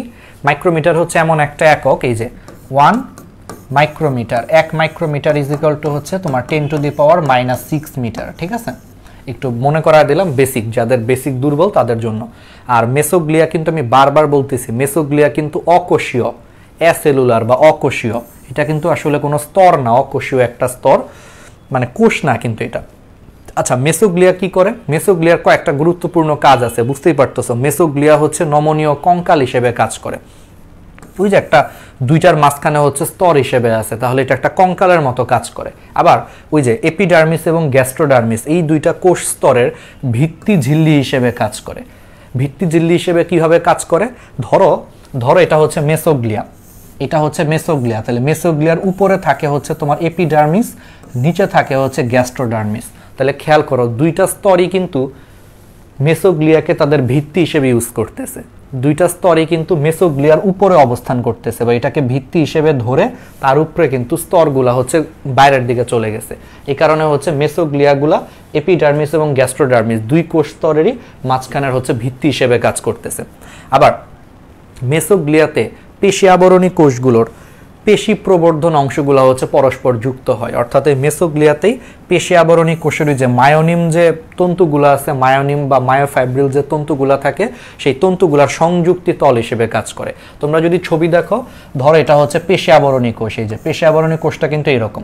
তাহলে পেশি আবরণী কোষের যে তন্তুগুলা, সেগুলো কিন্তু আসলে এই যে মেসোগ্লিয়ার সাথেই কানেক্টেড থাকে, অর্থাৎ পেশি প্রবর্ধনগুলোর সংযুক্তি তল হিসেবে হচ্ছে এটা কাজ করে। আর এই মেসোগ্লিয়াগুলো হচ্ছে তোমার সংকোচনশীল মায়োফাইব্রিলকেও ধারণ করে। এই মেসোগ্লিয়াতে মাঝে মাঝে হচ্ছে সংকোচনশীল হচ্ছে মায়োফাইব্রিল পাওয়া যায়। ঠিক আছে, তাহলে সংকোচনশীল হচ্ছে তোমার মায়োফাইব্রিলও এই মেসোগ্লিয়াতে হচ্ছে পাওয়া যায়। ওকে, তাহলে এগুলো হচ্ছে তোমার ইম্পর্টেন্ট মেসোগ্লিয়ার কাজ, এটা একটু অবজেক্টিভের জন্য খুব ইম্পর্টেন্ট।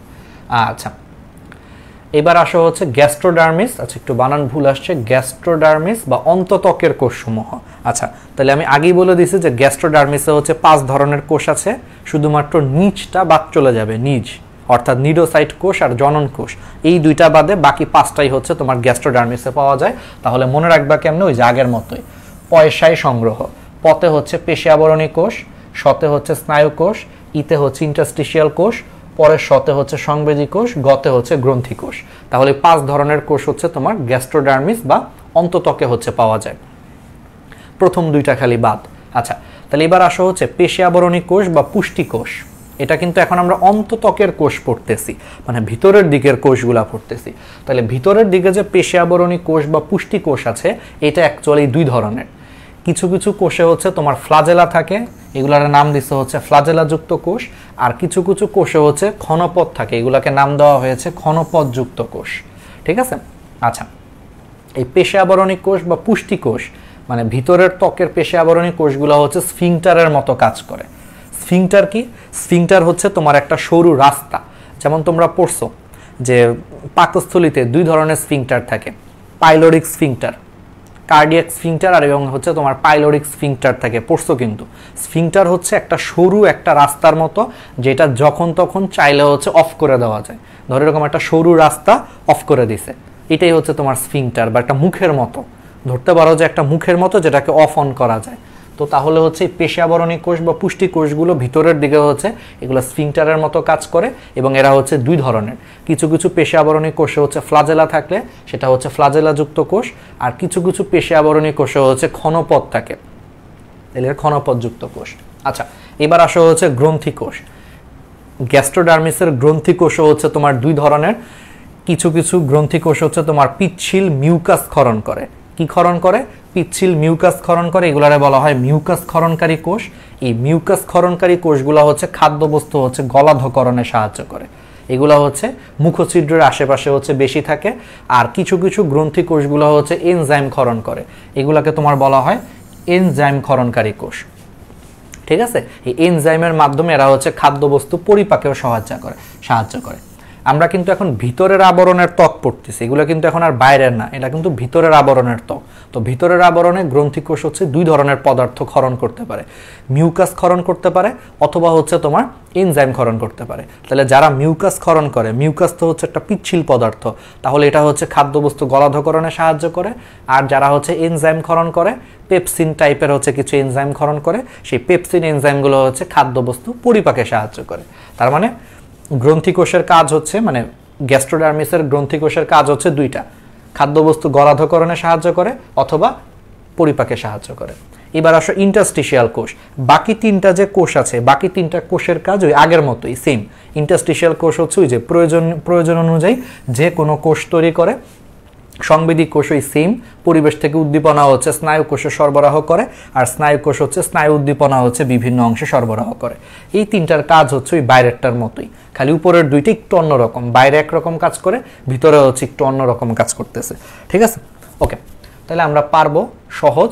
এই যে ভিতরের কোষগুলো একটু দেখে নাও। এতক্ষণ তো আমরা বাইরের কোষগুলোর ছবি দেখছি, এখন ভিতরের কোষগুলো যদি আমরা একটু দেখি, দেখো এই যে তোমার হচ্ছে যে কি পেশী আবরণী কোষ বা পুষ্টি কোষ। এই যে দেখো, এই যে এটা হচ্ছে তোমার পেশী আবরণী কোষ বা পুষ্টি কোষ, ভিতরের ত্বকে কিন্তু এটা। আর এটা হচ্ছে মেসোগ্লিয়া, বুঝতেই পারতেছো, ভিত্তি হিসেবে কাজ করতেছে, এটা হচ্ছে মেসোগ্লিয়া। তাহলে দেখো, তাহলে ভিতরের দিকের যে পেশী আবরণী কোষ, এর মধ্যে দেখো এই যে এটা কিন্তু ক্ষণপথ তৈরি করছে, দেখেই বোঝা যাচ্ছে এটা কিন্তু এই যে ক্ষণপথ কিন্তু এটা ক্ষণপথ তৈরি করছে। আবার দেখো এই যে ভিতরের দিকেই যে পেশী আবরণী কোষ, দেখো এখান থেকে একটা বড় চুলের মতো একটা জিনিস বের হয়েছে, এটাকে বলা হয় ফ্লাজেলা। তাহলে এটা হচ্ছে ফ্লাজেলা যুক্ত কোষ। ওই যে একটু আগে পড়লাম না যে ভিতরের দিকের পেশী আবরণী কোষ কিন্তু দুই রকমের, কিছু ক্ষণপথ তৈরি করে, কিছু ফ্লাজেলা ধারণ করে। তাহলে এই যে এই পেশী আবরণী কোষটা হচ্ছে ক্ষণপথ তৈরি করছে, আর এই পেশী আবরণী কোষটা থেকে দেখো একটা লম্বা চুলের মতো ফ্লাজেলা বের হয়ে গেছে। ঠিক আছে, ওকে।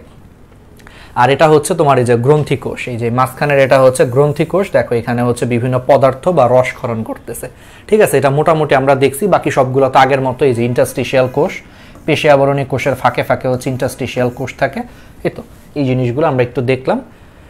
আচ্ছা, এখন আসো হচ্ছে একটা আদর্শ নিডোসাইট বা নিডোব্লাস্ট কোষের গঠন। তোমাদেরকে আমি আবারও মনে করাই দিই, ব্লাস্ট মানে হচ্ছে অপরিণত কোষ। তাহলে অপরিণত নিডোসাইটকে নিডোব্লাস্ট বলে, আর পরিণত অবস্থায় বা ম্যাচুর অবস্থায় একে হচ্ছে আমরা নিডোসাইট বলি। ঠিক আছে, আচ্ছা, তাহলে এখন আসো, এখন একটু দেখো এখানে একটা ছন্দ আছে। এই নিডোসাইট কোষটা একটা ছন্দ লিখে রাখছি, গোল ডিম পেলাম না। কি পেলাম না? গোল ডিম পেলাম না। জীবনে কোনো ডিম গোল দেখছো?